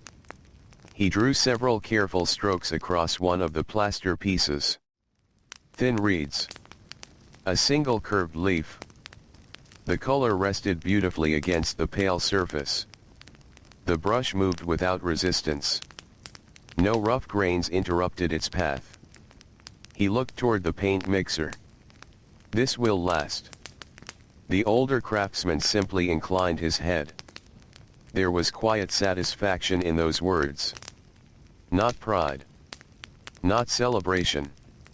Only the peaceful feeling that another task had been completed well. The painters gathered several bowls before returning to the tomb. The apprentice watched them leave. I wonder what they are painting today. The paint mixer considered the question. Perhaps a garden. Or the river. Perhaps. Maybe birds. That would be pleasant. The apprentice smiled. I would like to paint birds. So would many painters. The younger man laughed softly. They seem peaceful. They are. The paint mixer paused before adding another thought. But every bird begins as powder inside a stone. The apprentice looked toward the shelves filled with pigments. He imagined blue wings hidden inside dull rocks. Green reeds waiting inside rough malachite. Golden feathers resting unseen within yellow earth. The thought pleased him. The workshop itself became a place where hidden things slowly revealed themselves. As the morning moved toward midday, the warmth increased little by little. The northern breeze still entered through the doorway, though it carried less coolness now. Clay water jars grew more valuable with every passing hour. One worker poured water into small cups for everyone nearby. No one drank quickly. Each sip was taken with appreciation. The coolness lingered only for a moment before the warmth returned. The paint mixer thanked the younger worker who had carried the water from the well before sunrise. "It is good today." The young man smiled. The well was cool. Simple conversations like these filled the workshop. No long speeches. No hurried questions. Just quiet words that rested comfortably beside the sounds of labor. Near the back wall, sunlight now reached a small shelf where finished pigments were stored. The bowl seemed almost to glow. White reflected the brightness gently. Red appeared rich and warm. Yellow caught the light like dry grain fields beneath the afternoon sun. Black remained calm and deep. Blue, though only a small amount rested upon the shelf, seemed to hold a little piece of the sky itself. The paint mixer looked at them for a moment. Together they formed the language through which painters spoke upon stone walls. Without words, these colors told stories of harvests, family meals, fishing boats, flowering plants, musicians, cattle, rivers, birds, and quiet journeys into the next world. Each bowl appeared modest. Yet each carried countless possibilities. He returned to the grinding stone. The yellow pigment was finally ready. He carefully poured the powder through a fine woven cloth. The smallest grains drifted downward into a waiting bowl. Larger fragments remained above. These he returned to the stone. Nothing was rushed. Nothing was wasted. The finest work often consisted of repeating the smallest actions until they became almost invisible. As he worked, his thoughts wandered gently toward his father. The old man had never mixed paint. He had been a farmer all his life. His hands had smelled of damp earth instead of mineral dust. He had known the moods of the Nile the way the paint mixer knew the character of stone. As a child, the paint mixer had often watched his father kneel beside irrigation channels.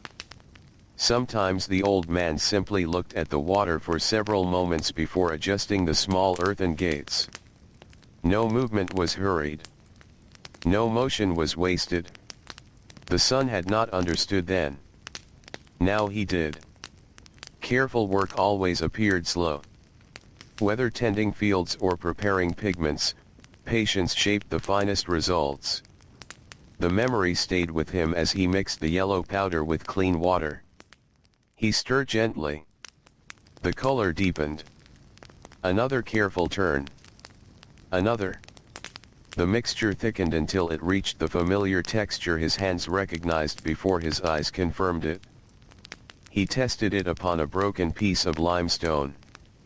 A thin golden line appeared. Warm. Even. Peaceful. He set the stone aside to dry. Around him, the workshop continued its quiet rhythm. The apprentice ground white gypsum.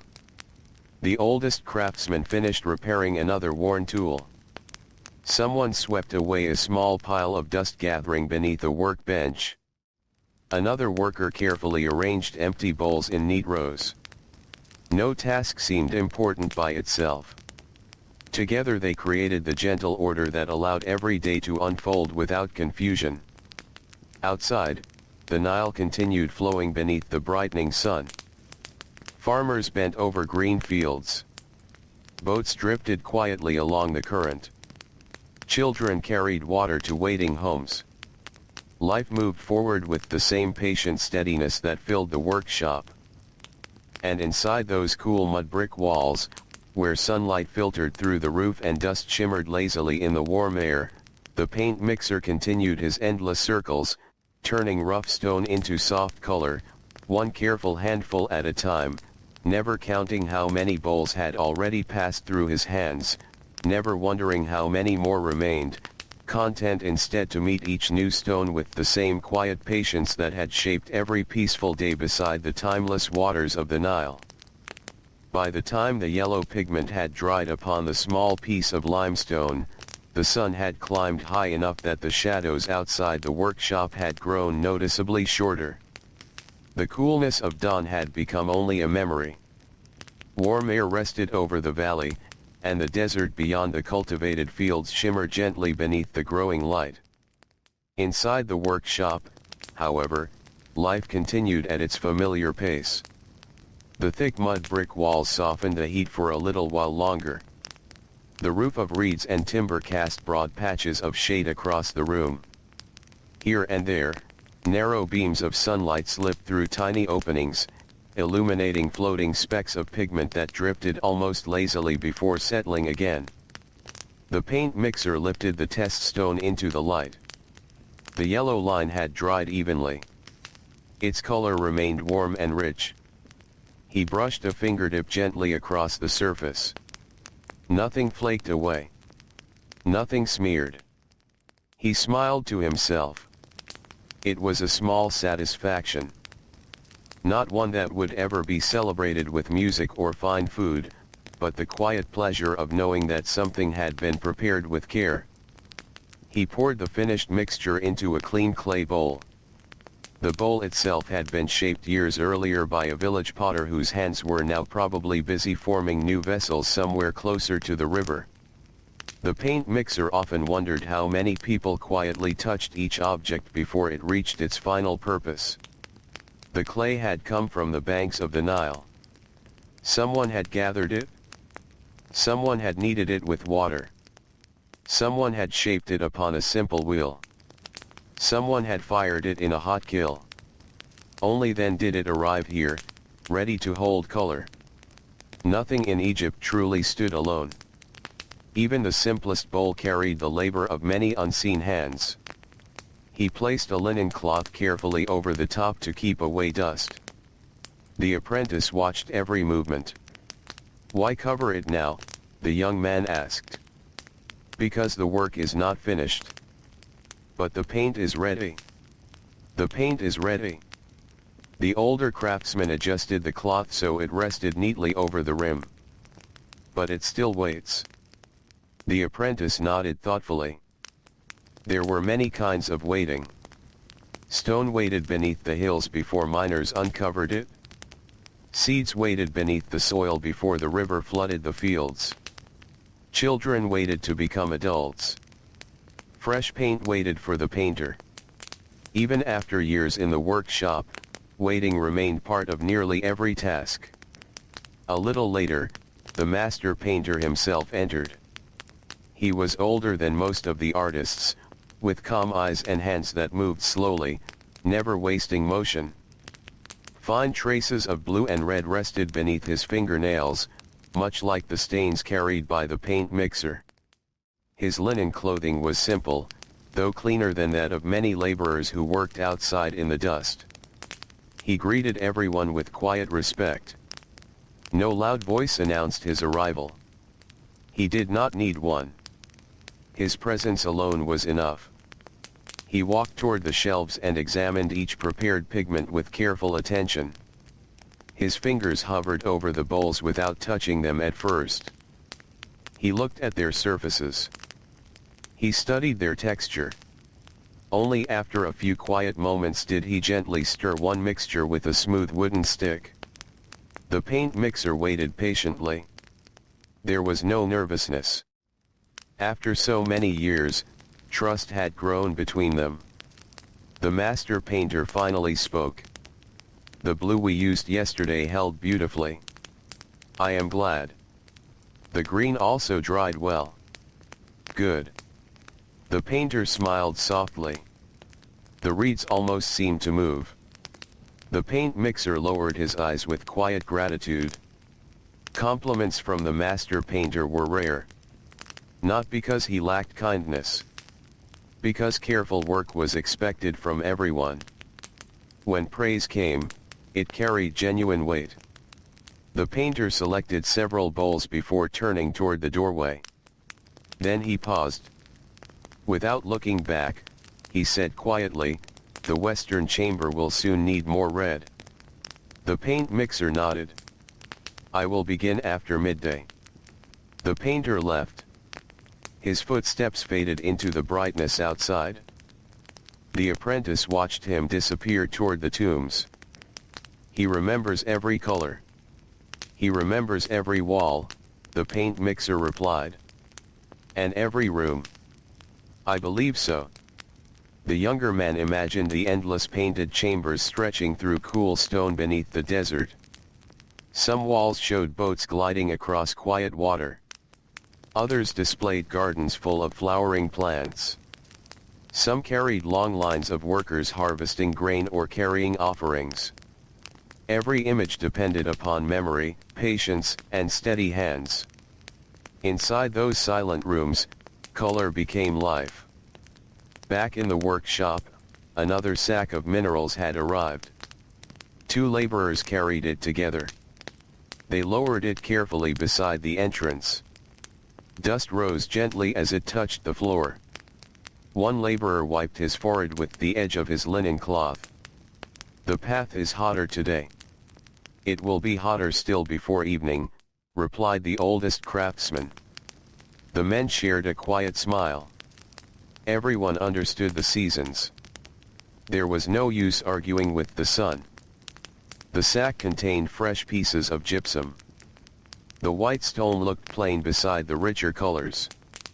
Yet without it, many paintings could never be completed. White formed clothing. White became the feathers of certain birds. White shaped offerings of bread upon painted tables. It brightened other colors when needed. Sometimes the most modest material quietly served the greatest number of purposes. The paint mixer often thought about this. The brightest colors attracted the eye. Blue amazed people. Green delighted them. Red held warmth and strength. Yet white worked patiently beside every one of them. It asked for little attention. It simply did its work. Much like many of the people living along the Nile. As the morning stretched onward, the sounds outside changed once again. The steady calls of field workers became less frequent. Birdsong quieted beneath the growing heat. Even the donkeys seemed content to stand in whatever shade they could find. Only insects continued their soft buzzing among the reeds near the river. Inside the workshop, the pace slowed naturally. No one had ordered it. Bodies simply responded to the warmth. The circles of the grinding stones became a little gentler. Water cups were lifted more often. Every movement remained careful. The paint mixer reached for another piece of red ochre. He enjoyed preparing red. The stone responded kindly beneath the pestle. Its powder spread smoothly across the grinding slab, carrying the rich color of the desert itself. Sometimes, while working, he thought about where these minerals had rested before anyone found them. Perhaps this very piece had lain beneath a rocky hillside for hundreds of years. Perhaps rain, falling only rarely, had washed across it countless times. Perhaps goats had wandered over the ground above it. Perhaps children had once played nearby without knowing the color hidden beneath their feet. Now it rested beneath his hands. Soon it would become part of a painted robe, a flowering plant, or the warm skin tones of a family gathered around an offering table. The journey from hidden stone to painted wall seemed almost magical. Yet every step depended upon ordinary work. Nothing happened suddenly. Nothing happened without patient hands. The apprentice continued grinding beside him. This time the older craftsman noticed something different. The young man's circles had become smoother. More even. He no longer pressed too hard. He allowed the weight of the pestle to do much of the work. Without realizing it, he had begun trusting the stone instead of fighting it. The paint mixer smiled quietly. Learning often arrived without announcing itself. One day the work felt difficult. The next day it felt natural. The change happened so gradually that it could easily go unnoticed. The oldest craftsman also observed the improvement. As he passed, he rested one hand briefly upon the apprentice's shoulder. Not a word was spoken. None was needed. The young man straightened ever so slightly. That small gesture meant more than a long conversation. Outside, the sunlight shimmered above the distant fields. The Nile continued its slow journey northward, carrying tiny boats that drifted almost silently with the current. From the workshop doorway, only a narrow glimpse of the river could be seen between clusters of date palms and mud brick buildings. Yet the paint mixer often found himself looking toward that distant strip of blue. Not because he wished to leave his work. Simply because the river reminded him that every day flowed onward, just as quietly as the water itself. No morning remained forever. No afternoon lasted without ending. Each task gently became the next. Each season quietly yielded to another. The grinding stone beneath his hands had taught him this lesson better than words ever could. A rough piece of mineral slowly became fine powder. Fine powder became smooth pigment. Pigment became painted life upon cool stone. Years later, the hands that mixed it would grow older. Still later, they would become still. Yet the color might remain. Perhaps for generations. Perhaps for much longer. The thought no longer surprised him. Instead, it filled him with a gentle peace. He did not need his name remembered. It was enough that his work carried a little beauty into places where silence would one day settle for centuries. The workshop itself seemed to understand this quiet purpose. Its worn floors, smooth grinding stones, and shelves lined with humble clay bowls held no grandeur. Yet every day they helped create something meant to outlast those who made it. And so the paint mixer lowered the pestle once more. Another circle. Then another. The steady scraping joined the familiar chorus of the room, while beyond the doorway the warm Egyptian sun continued its slow climb across the endless sky, and the timeless Nile flowed on with the same calm patience that had carried countless ordinary lives through one peaceful day after another. The sun continued its slow climb until it stood nearly overhead, pouring warm light across the valley. The limestone cliffs reflected the brightness with a quiet intensity, and the paths between the workshops and the tombs seemed to glow beneath the afternoon sky. Even the air appeared softer, wavering gently above the sunlit ground. Inside the paint workshop, the heat arrived more slowly. The thick mud brick walls still offered shelter from the strongest sunlight, though everyone could feel the warmth steadily growing. Clay water jars rested in the coolest corners of the room, their damp outer surfaces helping to keep the water inside pleasantly cool. The paint mixer paused for only a moment. He rolled his shoulders gently.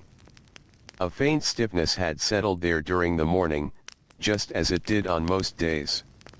His wrists felt heavy after so many careful circles. His fingers carried a quiet ache that had become as familiar as the smell of stone dust. He did not think of the ache as an enemy. It was simply another companion. Much like the desert wind. Much like the morning birds. Much like the smooth grinding slab beneath his hands. He reached toward the water jar. The clay cup felt cool against his fingers. He drank slowly. The water carried a faint taste of the earth from which the jar had been made. It was refreshing. Not because it was icy. No one expected such a thing. It was refreshing because it answered the thirst that the Egyptian sun quietly created every day. Nearby, the apprentice also drank. He wiped a few drops from his chin before returning the cup. The oldest craftsman smiled kindly. "When I was your age," he said, I spilled half the cup before it reached my mouth. The younger workers laughed softly. The apprentice looked relieved. It seems I am improving. You are. At drinking water. At many things. The room filled with gentle laughter. It faded almost as quickly as it had appeared. The quiet rhythm soon returned. Moments like these were uncommon but welcome.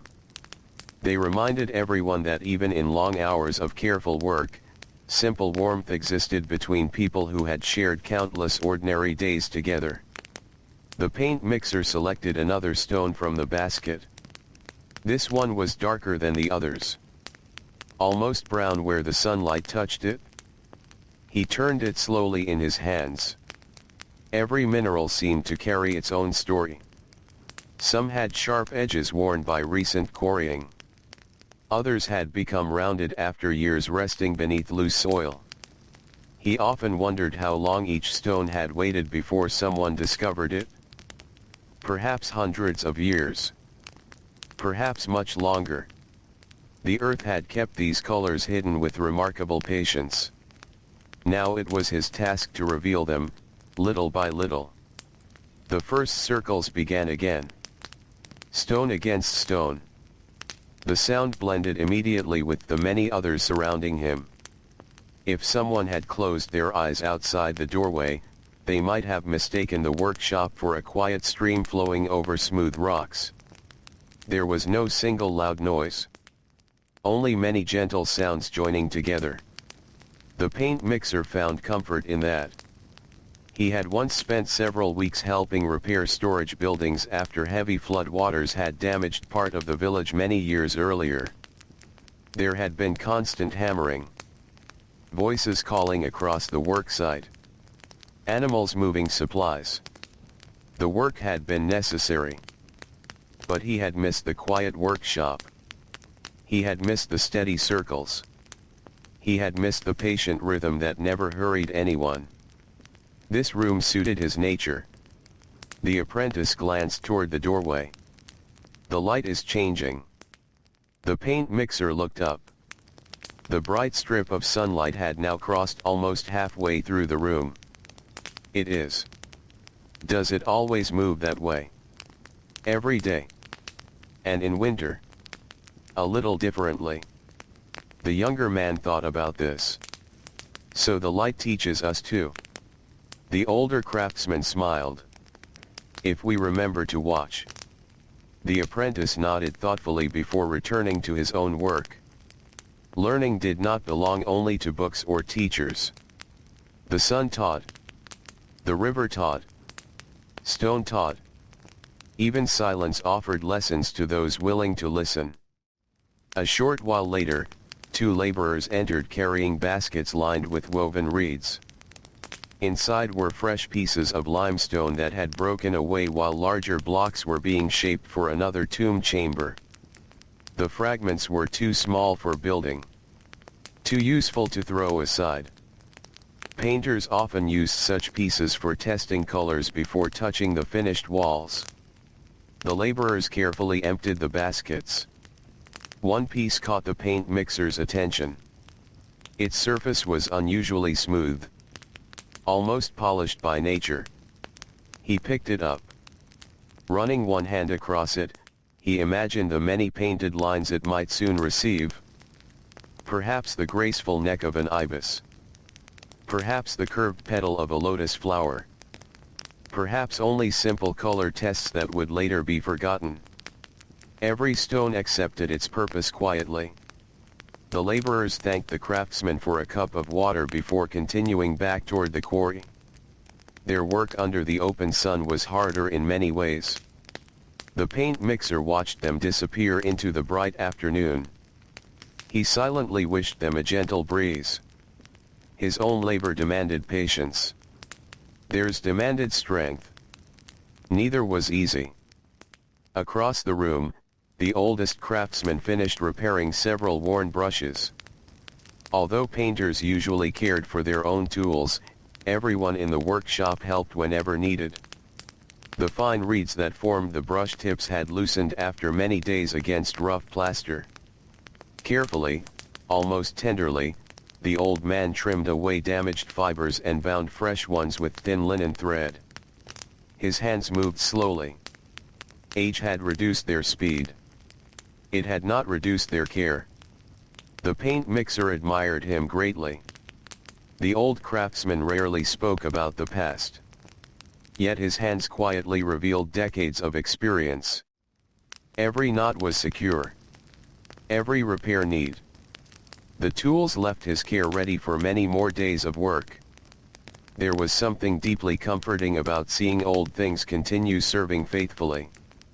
An old brush. An old grinding stone. An old worker. Time changed them all. It did not lessen their worth. The warmth outside deepened. Even the birds along the river seemed quieter now. Many rested beneath thick reeds until evening brought cooler air. The village itself appeared slower beneath the afternoon sun. Only necessity kept people moving during these hottest hours. Inside the workshop, conversation faded. Not because anyone had grown unhappy. Simply because the heat encouraged silence. Breathing became slower. Movements became smaller. The scrape of grinding stones seemed softer than before. The paint mixer welcomed the stillness. There were days when words felt unnecessary. He found himself thinking instead about colors. Not individual colors.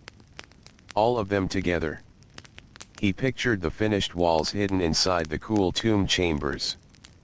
Blue above green. White beside red. Yellow touching black.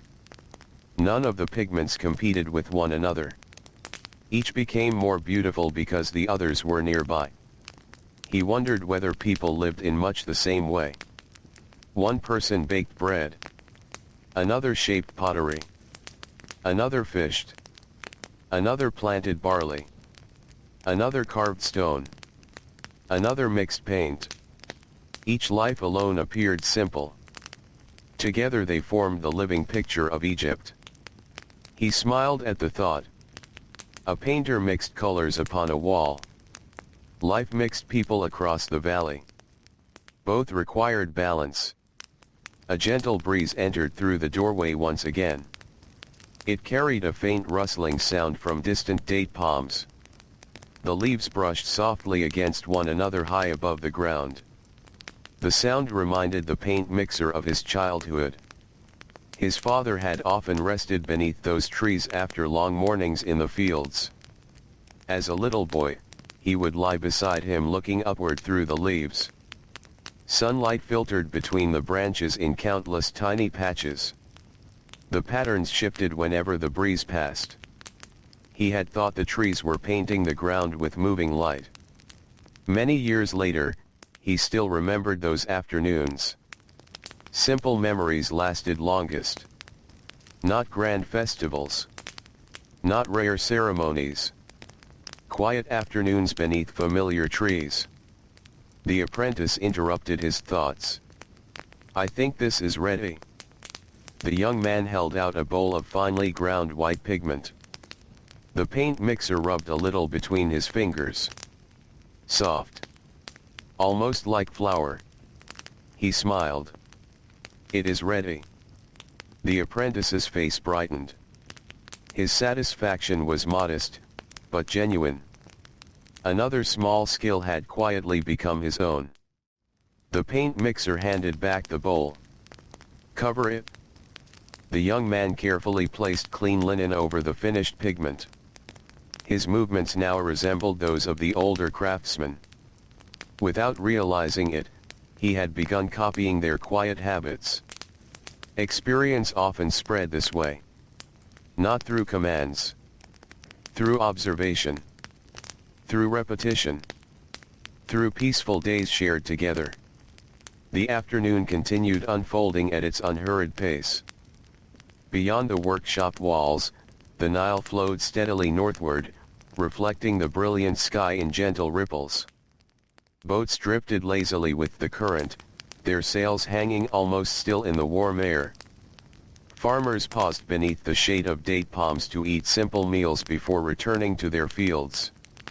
Children rested inside cool mud brick homes until the heat softened. Fishermen mended nets beneath reed shelters. Potters turned their wheels more slowly. Bakers watched bread rise beside warm ovens. Everywhere across the valley, ordinary people moved through familiar routines. Each life appeared small when viewed alone. Yet together they formed the quiet heartbeat of an ancient civilization. Inside the workshop, the paint mixer lowered the pestle once again. Another patient circle. Another careful breath. Another handful of hidden colors slowly emerging from rough stone. The afternoon still held many peaceful hours before evening would finally cool the land, and he welcomed every one of them with the same steady hands, the same calm heart, and the same quiet devotion that had carried him through countless ordinary days beside the everlasting waters of the Nile. The afternoon settled more deeply over the valley, wrapping everything beneath a warm and gentle stillness. The brightest hours of the day had arrived, when the Egyptian sun seemed content to rest directly above the land, covering fields, villages, workshops, and distant cliffs with the same patient light. The paint mixer continued working without haste. His hands had long ago learned that there was little value in rushing beneath such heat. Quick movements only invited tired muscles and careless mistakes. Slow movements lasted longer. They also produced finer pigment. The grinding stone beneath his palms had become warm now. Not uncomfortably so. Simply warmed by the passing hours and the steady touch of human hands. He welcomed the familiar feeling. It reminded him that another ordinary day was quietly unfolding exactly as countless others had before it. A tiny grain of red pigment clung to the side of his thumb. He noticed it while reaching for another piece of mineral. Without thinking, he gently brushed it back into the bowl. Even the smallest amount deserved care. Nothing useful should be lost if it could still become part of a painted wall. The apprentice watched the movement. "You always save it?" The paint mixer looked up. "I try. It is only a little." "It is." The older craftsman smiled gently. "But many little things become enough." The apprentice looked around the workshop. Every bowl held only a modest amount. Every sack contained stones gathered one piece at a time. Every brush was made from many small fibers tied carefully together. He nodded. Many little things become enough. The lesson settled quietly inside him. Outside the doorway, the dusty path shimmered beneath the afternoon sun. A donkey passed slowly, carrying two woven baskets filled with freshly cut reeds. Its owner walked beside it, one hand resting lightly against the animal's neck. Neither hurried. Even the donkey understood that the hottest part of the day belonged to steady, measured steps. Farther away, several workers paused beneath the narrow shade cast by a mud brick wall. One poured water from a clay jar while another shared pieces of flat bread wrapped inside a linen cloth. The paint mixer watched only for a moment before returning to his own task. He admired such small scenes. There was something peaceful about seeing people care for one another in quiet ways. No great speeches. No grand gestures. Only bread divided fairly. A cup of water offered before someone asked. A place in the shade shared without question. These ordinary kindnesses rarely found their way into painted tombs. Yet they filled everyday life. Inside the workshop, the oldest craftsman slowly rose from his stool. He stretched carefully. Age had taught him not to stand too quickly. His knees complained more than they once had. Still, he smiled. The stone wins every afternoon. Several workers laughed softly. The paint mixer replied, "Only until tomorrow morning." The old man chuckled. Then we begin again. There was comfort in that thought. The beginning again. Every sunrise offered another chance to continue familiar work. No one expected each day to be completely different. Sameness was not considered dull. It was dependable. The river rose. The river fell. Seeds were planted. Seeds were harvested. Stone became pigment. Pigment became paintings. Life followed rhythms older than memory. The paint mixer often found peace in knowing what tomorrow would likely bring. There were enough surprises in nature. A sudden sandstorm. An unusually high flood. An illness arriving without warning. The routine of the workshop balanced those uncertainties with something calm and reliable. He reached toward a small wooden box resting upon a shelf. Inside were several smooth pebbles collected over many years. Visitors might have mistaken them for ordinary stones.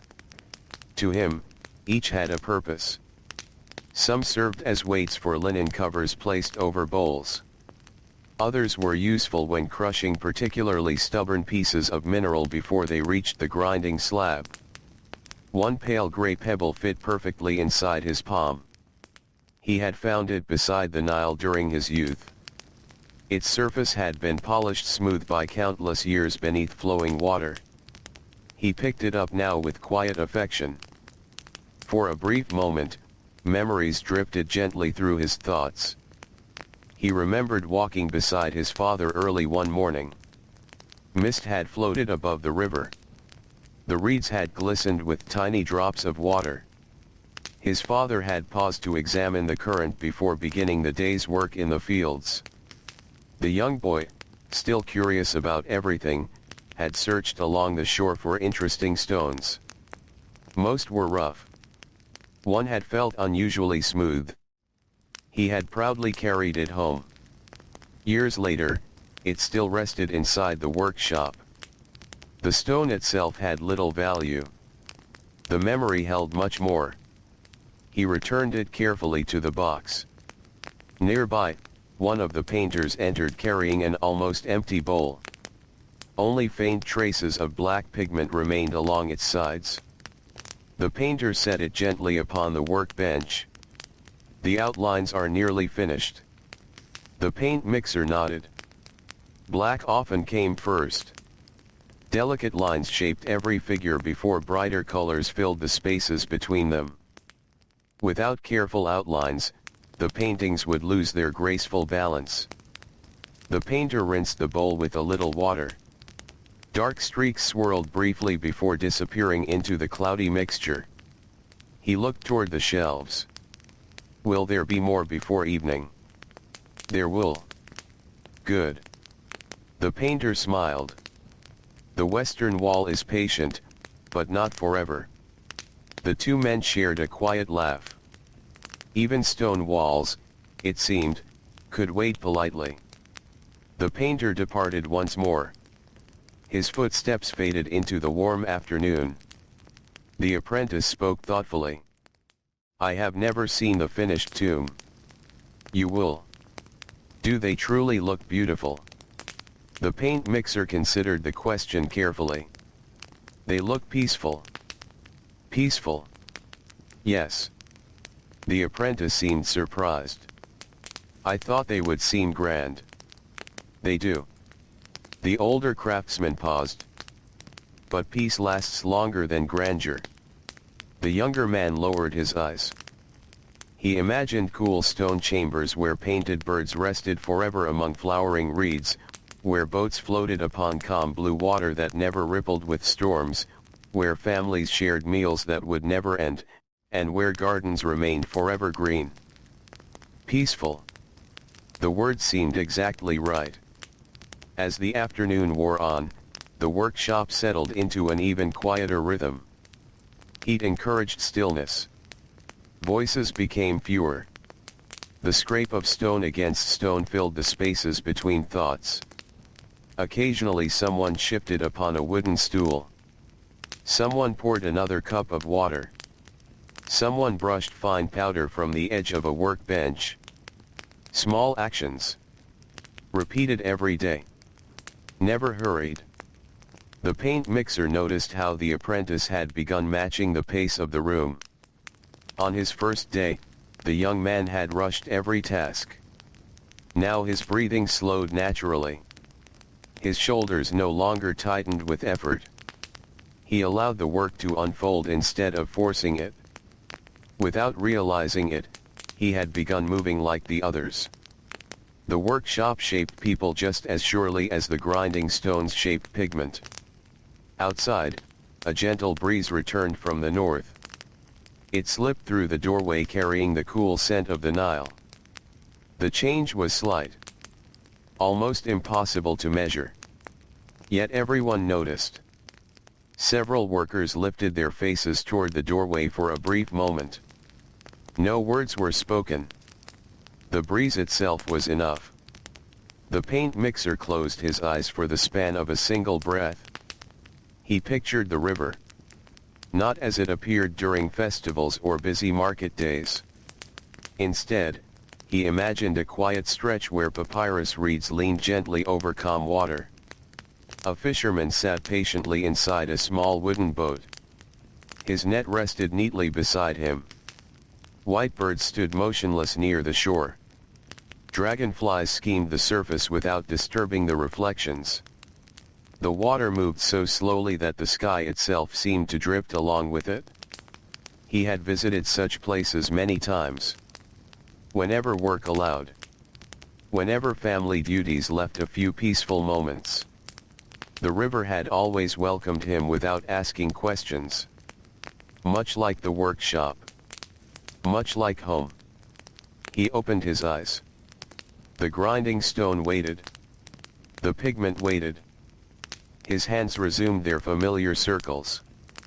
Not because someone commanded them. Because the work itself felt complete only when continued. Across the room, sunlight had begun its slow journey toward the western wall. The brightest part of the afternoon was quietly passing. Soon the shadows would lengthen once more. The air would cool little by little. Workers across the valley would begin thinking about the walk home, about bread baking in clay ovens, about children waiting beside doorways, about evening conversations beneath gathering stars. But those moments had not yet arrived. For now, there remained another bowl to prepare. Another mineral to grind. Another patient lesson hidden inside an ordinary task. The paint mixer welcomed it with the same calm expression he carried every day, finding quiet satisfaction not in reaching the end of the work, but in the peaceful rhythm of continuing it, one careful circle after another, while beyond the workshop the timeless Nile flowed gently onward, carrying the afternoon toward another serene Egyptian evening. The afternoon slowly began to lean toward evening. The change was so gentle that no one inside the workshop noticed it all at once. It revealed itself through small signs rather than sudden moments. The bright strip of sunlight that had rested near the center of the floor now stretched farther toward the western wall. The air, though still warm, no longer seemed to grow hotter. Outside, the shadows cast by the date palms lengthened little by little across the dusty paths. The paint mixer welcomed this quiet turning of the day. He had never hurried toward evening, yet he always appreciated its arrival. The hottest hours asked much of every worker. The softer hours gave something back. He placed the pestle beside the grinding stone and gently flexed his fingers. One by one, he straightened them before curling them again. The joints responded slowly. Tiny sounds, almost too soft to hear, came from knuckles that had repeated the same careful movements for many years. His hands no longer belonged to youth. Their skin had thickened. The lines across his palms had grown deeper. Small scars rested where sharp fragments of stone had slipped unexpectedly long ago. One fingertip remained slightly flatter than the others after being caught beneath a heavy grinding slab many seasons before. He remembered that morning. Not because of pain. The pain had long since disappeared. He remembered the kindness.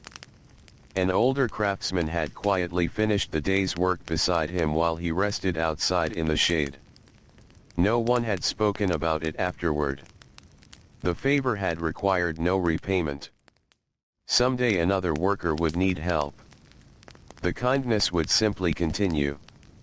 That was often how life moved through the workshop. Not in great acts. In small ones. The apprentice noticed the older man's hands resting upon the edge of the table. Do they always ache? The paint mixer looked down thoughtfully. Not always. When do they stop? They become quiet while I sleep. And then? They begin again when morning comes. The apprentice looked almost concerned. Does that make you unhappy? The older craftsman smiled gently. No. The young man waited. My hands remember their work. The apprentice looked at his own hands. They were still smooth compared to those of the older workers. Only a few faint scratches crossed his fingers. He wondered what they might look like after 20 or 30 more floods of the Nile. Perhaps they too would carry tiny traces of countless ordinary days. He found that thought strangely comforting. Across the room, one of the craftsmen carefully opened a fresh sack of charcoal. The dark pieces had been prepared from burned wood and stored until needed. Some would become black pigment. Others would be kept for sketching the first simple outlines upon smooth plaster before permanent colors were applied. The charcoal carried the faint scent of old smoke. It reminded the paint mixer of evenings at home. Cooking fires. Fresh bread. Children gathered near warm light. Simple meals shared without hurry. Even materials inside the workshop seemed connected to ordinary family life. Nothing truly belonged only to one place. A little while later, a donkey stopped outside the doorway. Its owner greeted the workers before carefully unloading several clay jars filled with gum collected from local acacia trees. The gum would be mixed with certain pigments to help them cling firmly to prepared surfaces. The paint mixer examined one jar. The thick liquid inside caught the afternoon light with a soft amber glow. He removed the lid and inhaled gently. The scent was mild. Earthy. Familiar. The merchant smiled. This season's collection is good. It appears so. The trees were generous. The paint mixer nodded. So were the gatherers. The merchant laughed quietly. That too. They exchanged a few more calm words before the jars were carried inside. Once again, another chain of unseen work revealed itself. Someone had walked among the acacia trees. Someone had patiently collected the sticky resin. Someone had filled the jars. Someone had guided the donkey across dusty roads. Only then did the material arrive here, ready to help preserve painted scenes for years to come. The paint mixer thought about how many people quietly supported work they would never witness. Perhaps the resin gatherer would never enter a painted tomb. Perhaps the donkey driver would never see the finished walls. Still, part of their labor would remain there. That thought pleased him. The workshop continued its peaceful rhythm. The apprentice now ground charcoal into fine black powder. Unlike many minerals, charcoal surrendered quickly beneath the stone. Its softness surprised him. This one listens. The oldest craftsman smiled. Not every stone argues. The room filled with soft laughter once more. The apprentice laughed as well. He brushed a little black dust from his nose without noticing. The paint mixer said nothing. Only after several moments did the youngest worker glance toward the reflection in a polished bronze water bowl. He laughed even harder. The others joined him. The oldest craftsman reached for a damp cloth and handed it over. There. The apprentice wiped his face. Better. Much.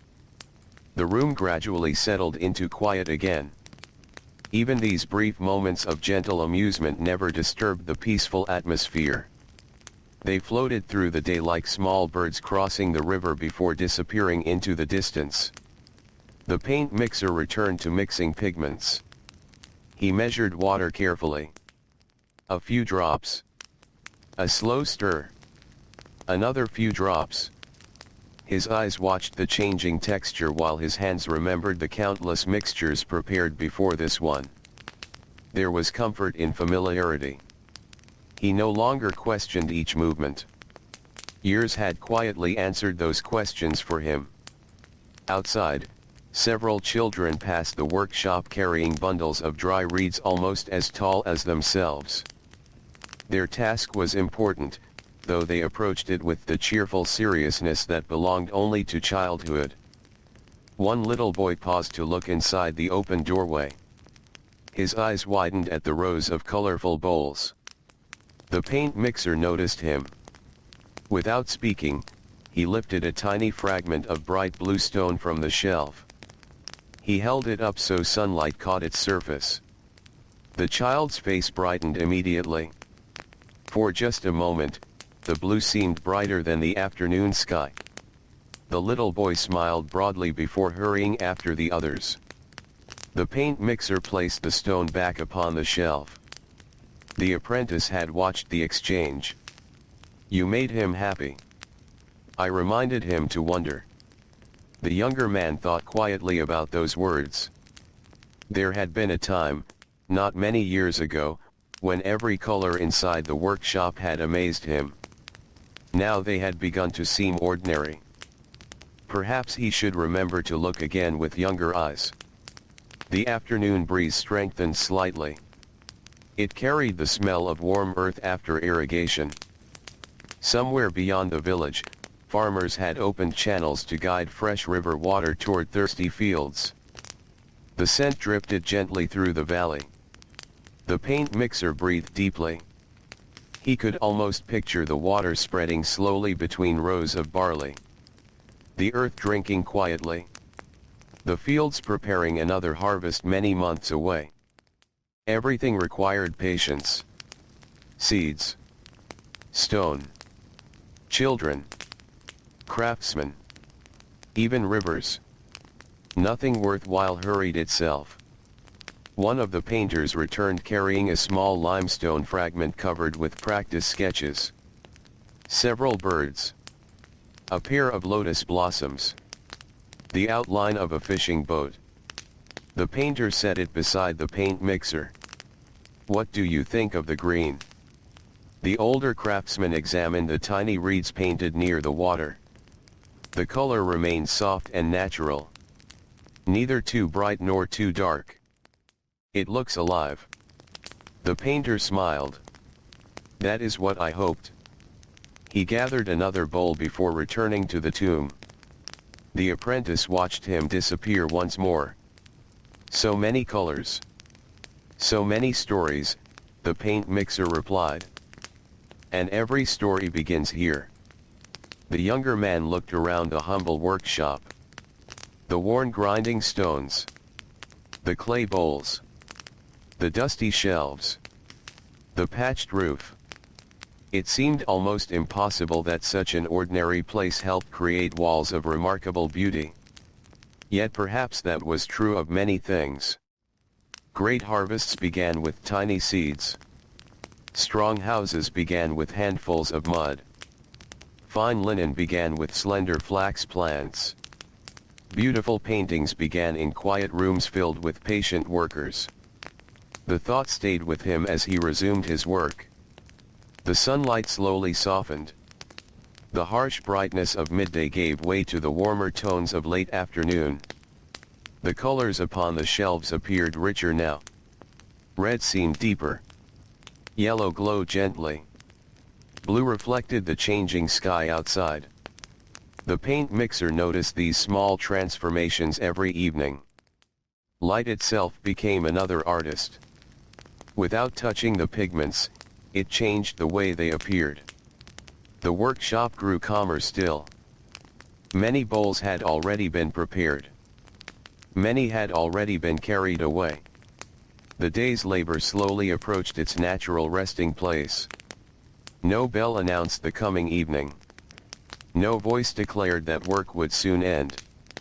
Instead, the valley itself whispered the change through longer shadows, cooler breezes, quieter birds, and the comforting knowledge shared by every ordinary worker along the Nile that another peaceful day had nearly completed its gentle circle, just as the grinding stones beneath the paint mixer's hands continued making their own endless circles, faithful and unhurried beneath the warm golden light of ancient Egypt.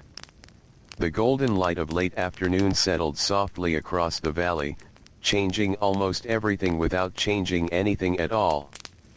The mud brick walls of the workshop seemed warmer now, their pale brown surfaces touched with gentle shades of amber. Dust floating through the air no longer sparkled with the bright whiteness of midday.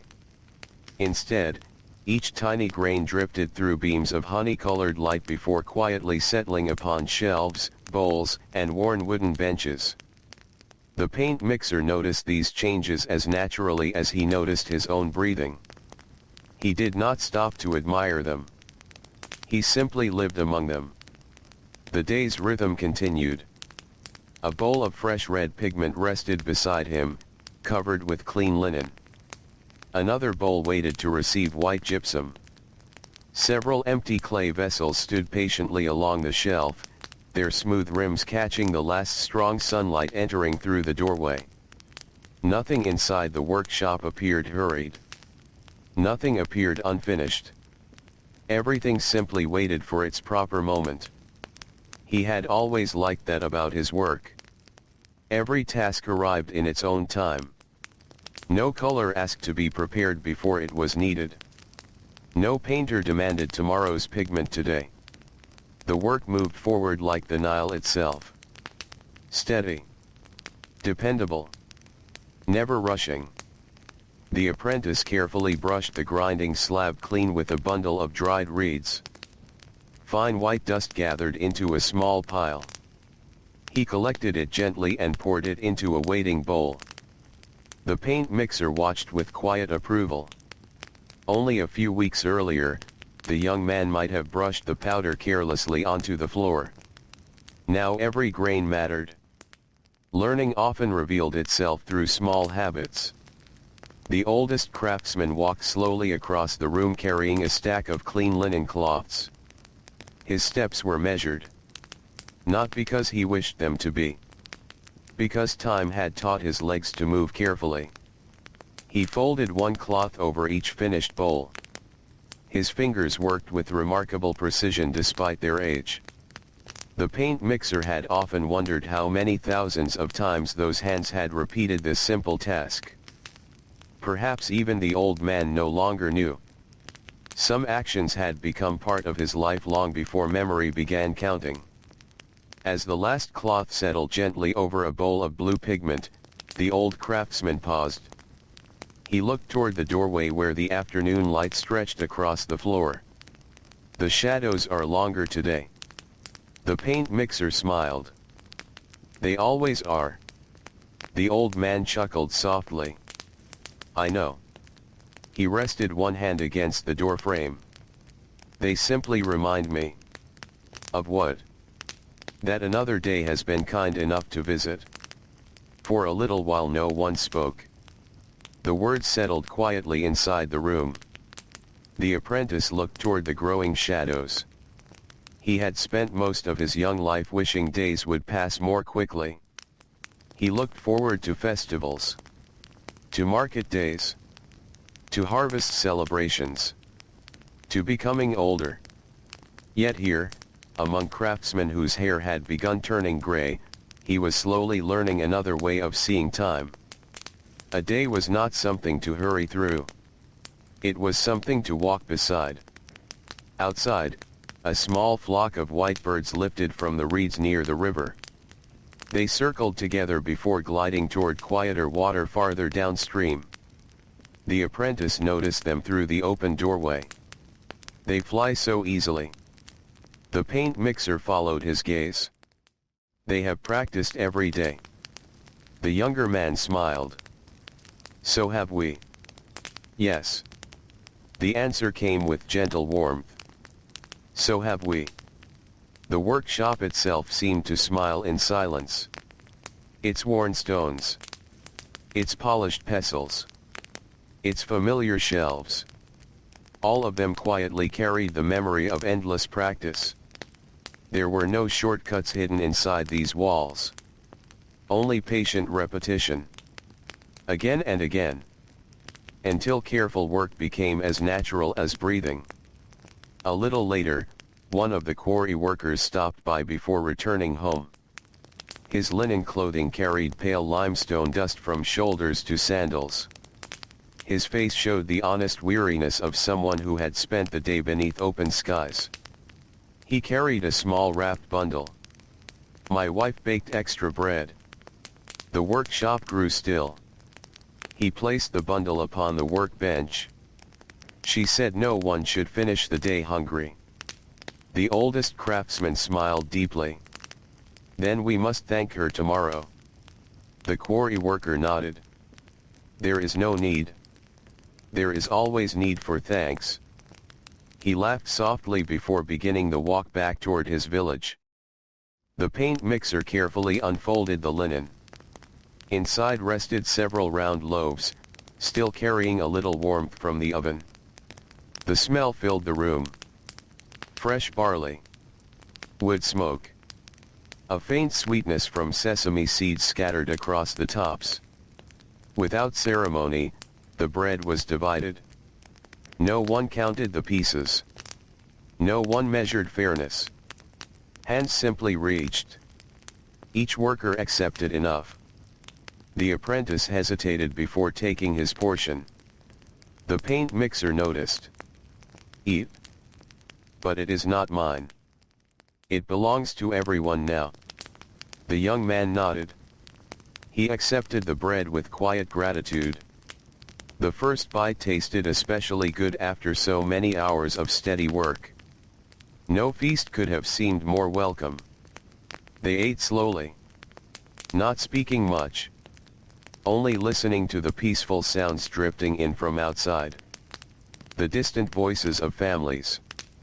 The rustle of palm leaves. The gentle call of a shepherd gathering goats.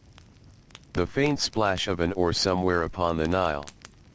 Life beyond the workshop continued with the same calm rhythm. When the meal ended, crumbs were carefully gathered.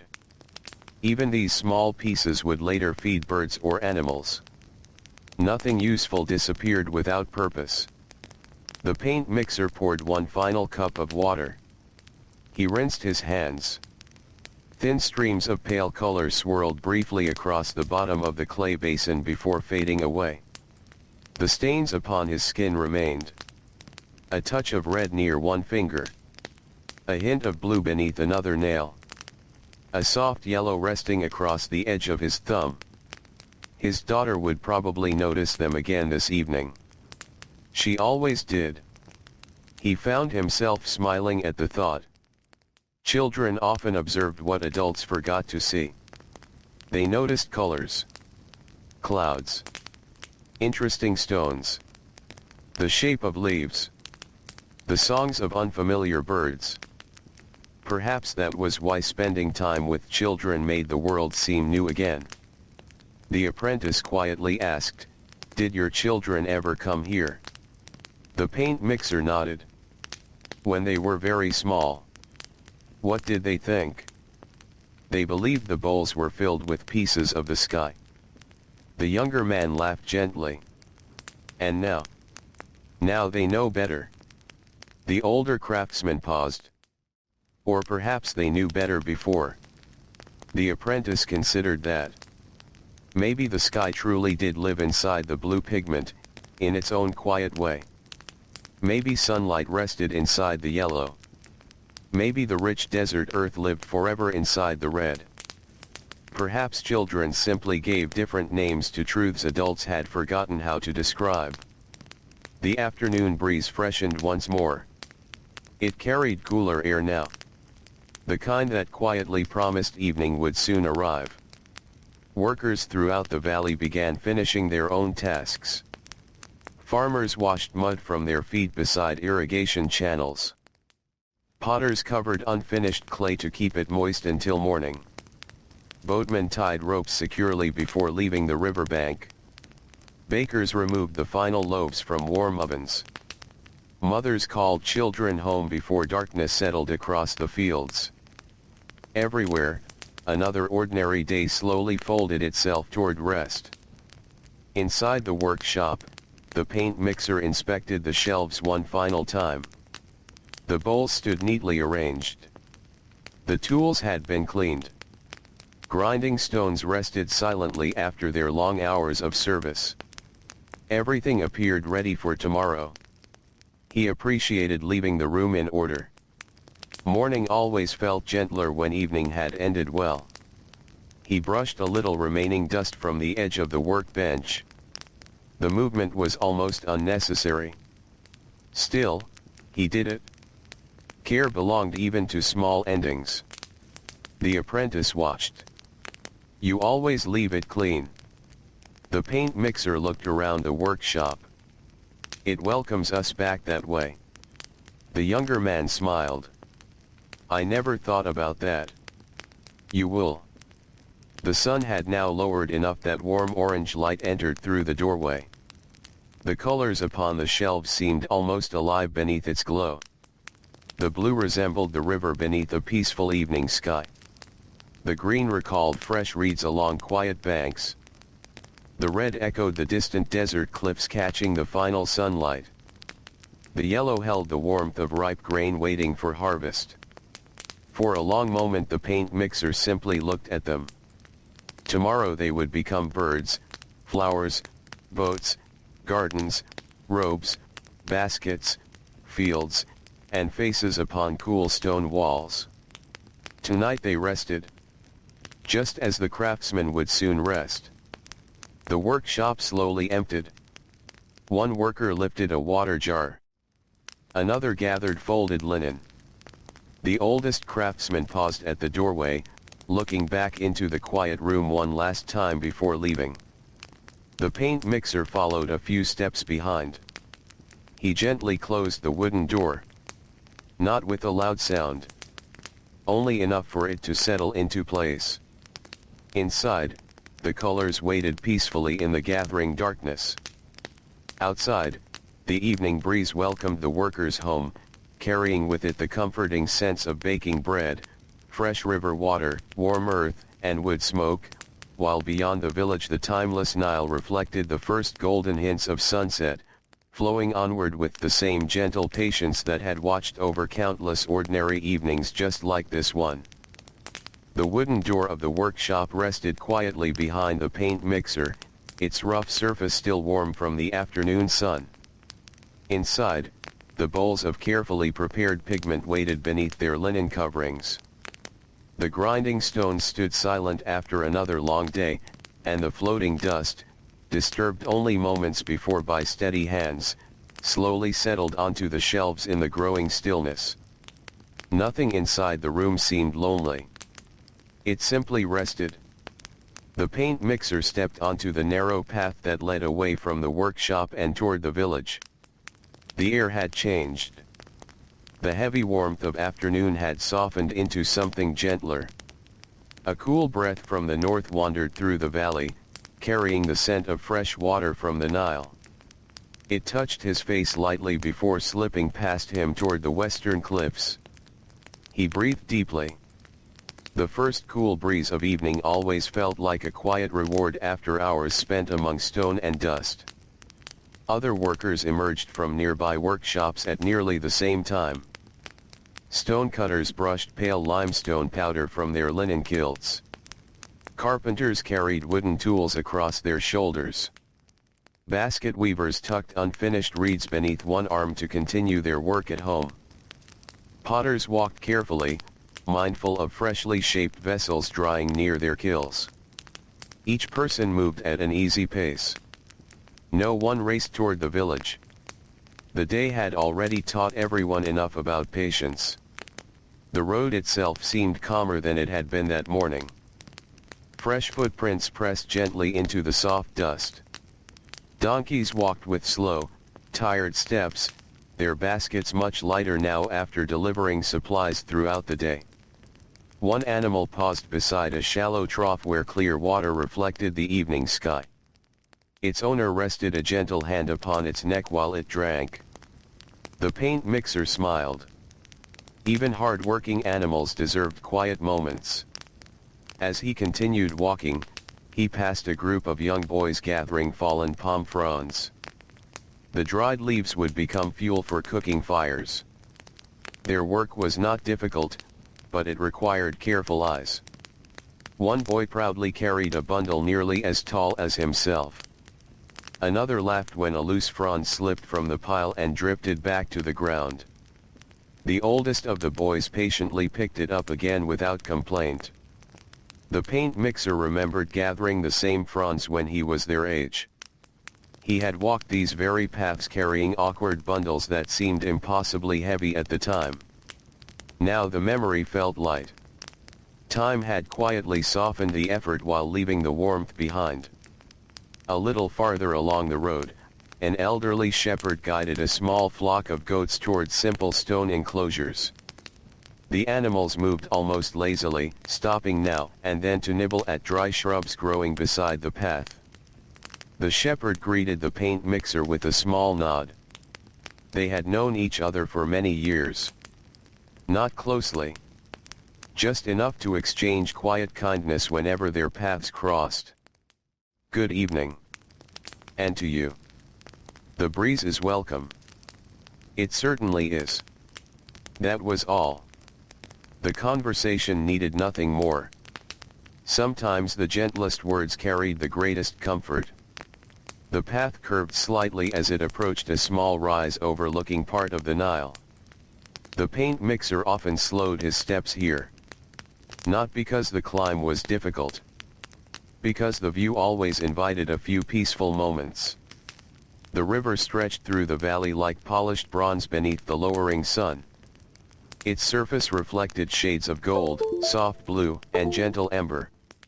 Small fishing boats drifted quietly toward the western bank.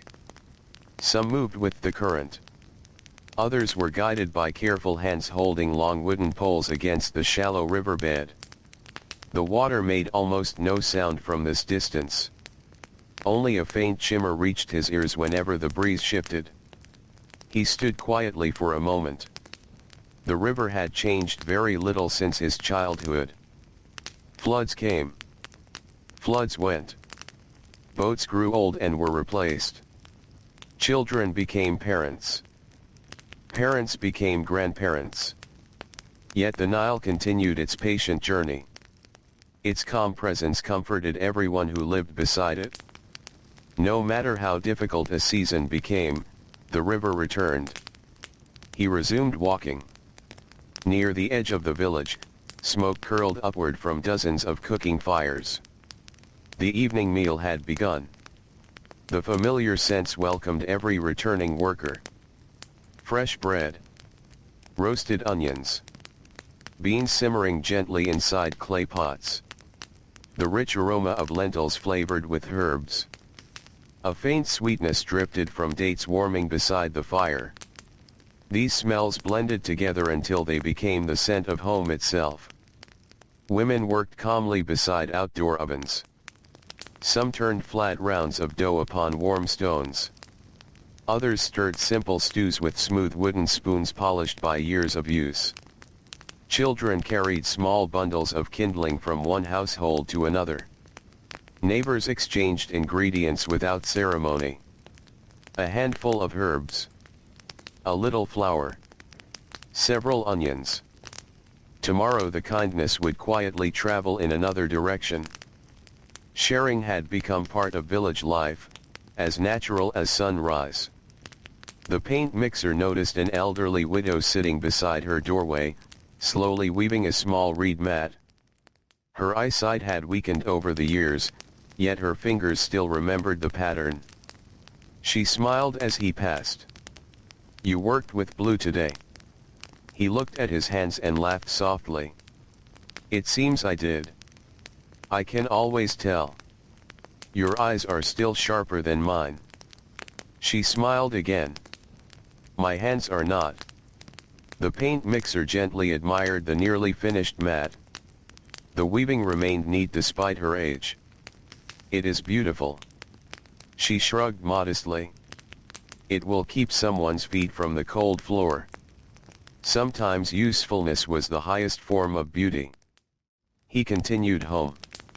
Children's voices filled the narrow paths.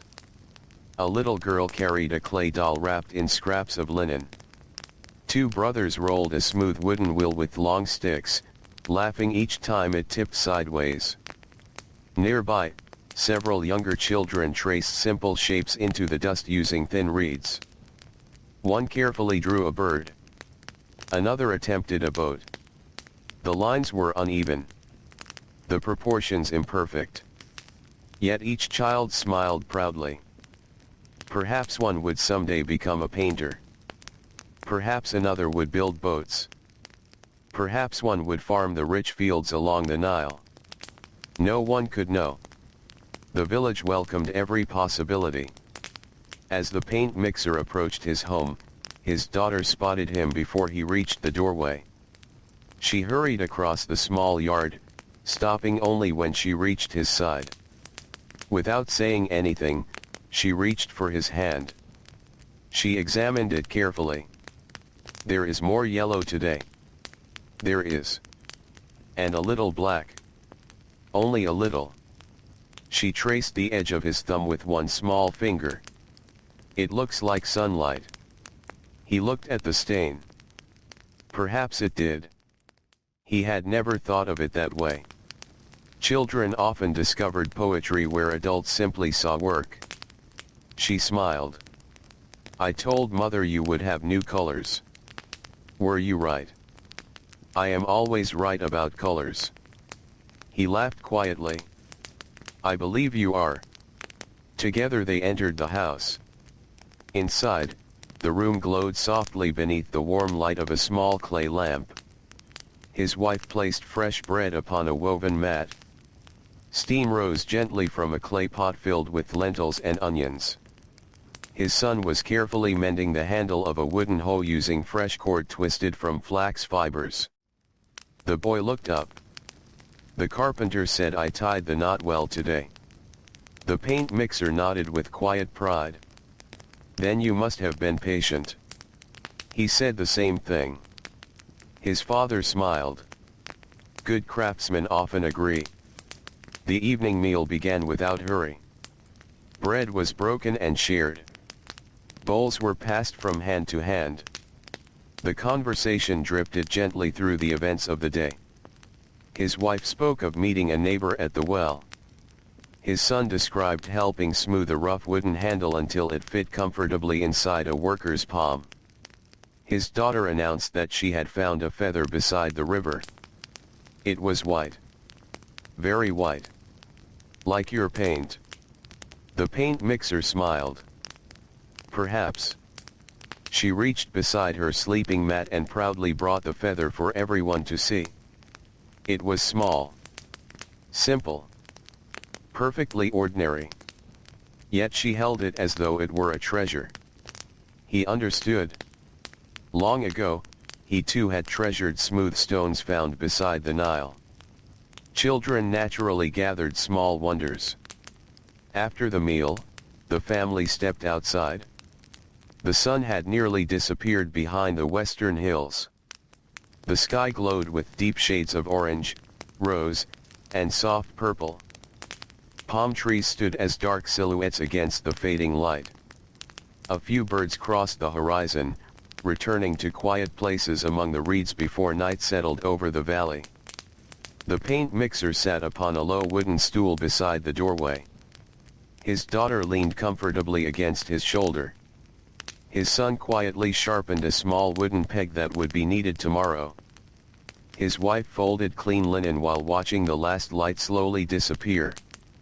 No one felt the need to fill the evening with many words. The silence itself felt warm.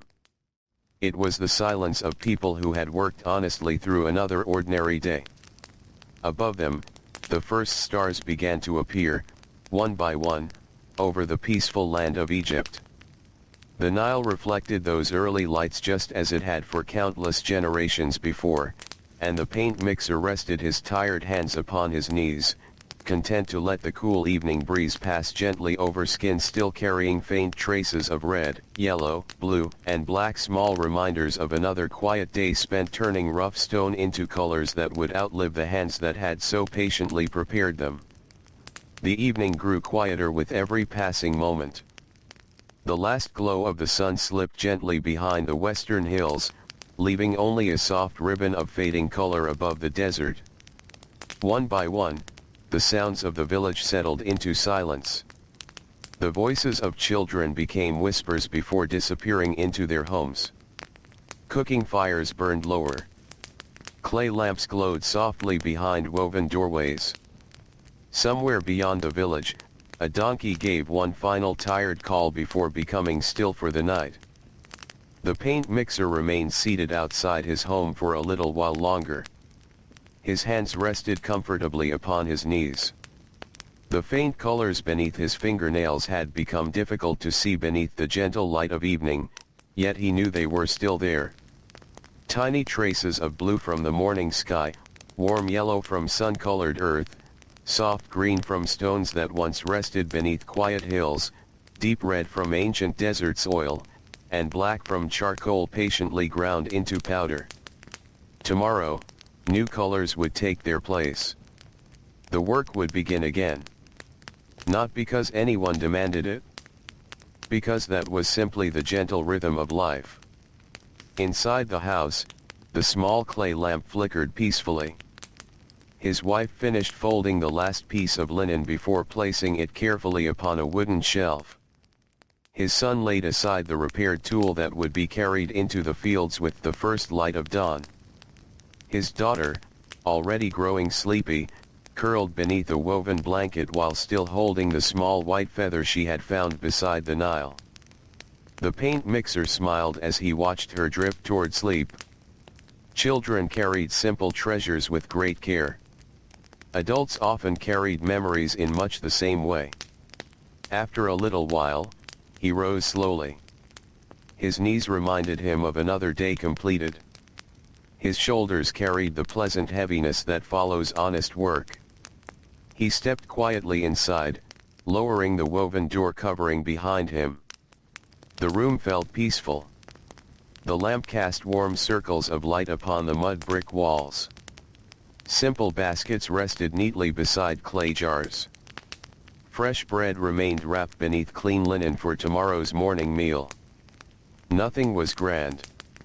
Everything was enough. He lay down upon his simple sleeping mat. The woven fibers beneath him had been repaired many times over the years. Like the tools in the workshop. Like the brushes. Like the clay bowls. Care had given ordinary things long lives. Outside, the night slowly spread across the valley. The stars multiplied above Egypt, filling the clear sky with quiet points of light. Their reflections shimmered gently upon the calm waters of the Nile, where the current continued its endless journey through the darkness, just as it had long before this village was built and just as it would continue long after these quiet lives had become distant memories. In the painted tombs beyond the village, walls waited silently beneath the cooling stone. The reeds painted in green seemed forever touched by a gentle breeze. Blue water remained forever calm. White birds rested forever beside the river. Golden fields never lost their harvest. Families gathered around offering tables without fear of hunger.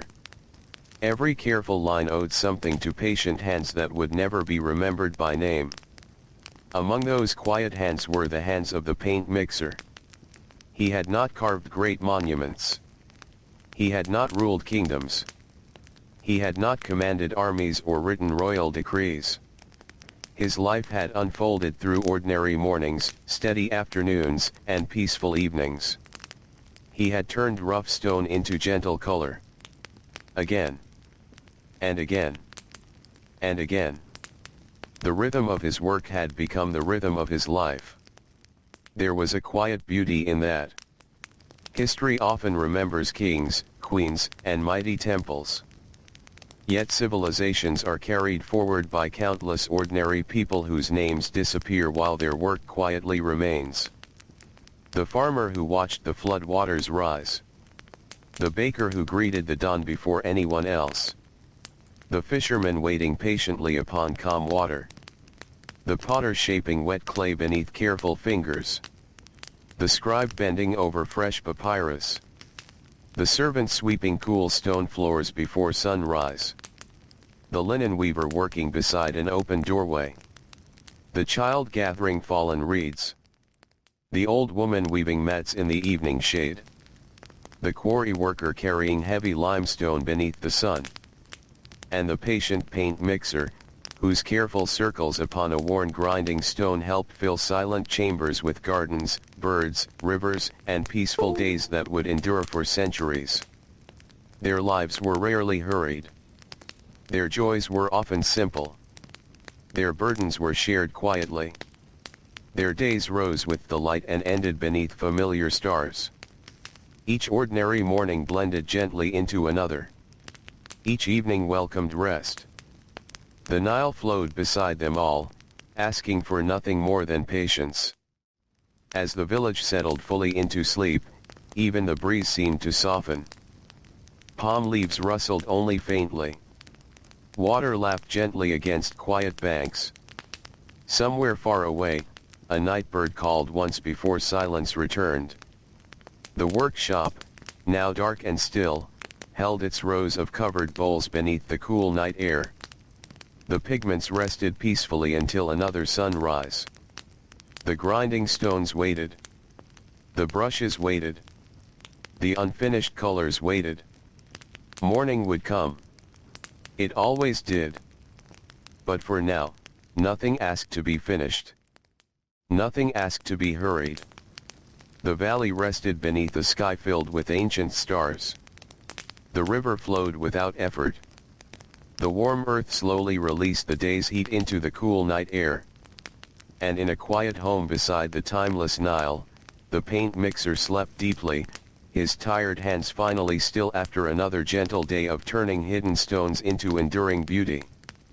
May that same quiet peace settle gently around you now. May the steady rhythm of the Nile carry away the last busy thoughts of the day. May the warm desert breeze grow softer. May the distant stars shine a little more quietly. And may the ancient world, with its slow mornings, patient hands, peaceful evenings, and endless river, fade gently into silence, until only calm remains, and sleep comes as naturally as the timeless flow of the Nile beneath the endless Egyptian sky.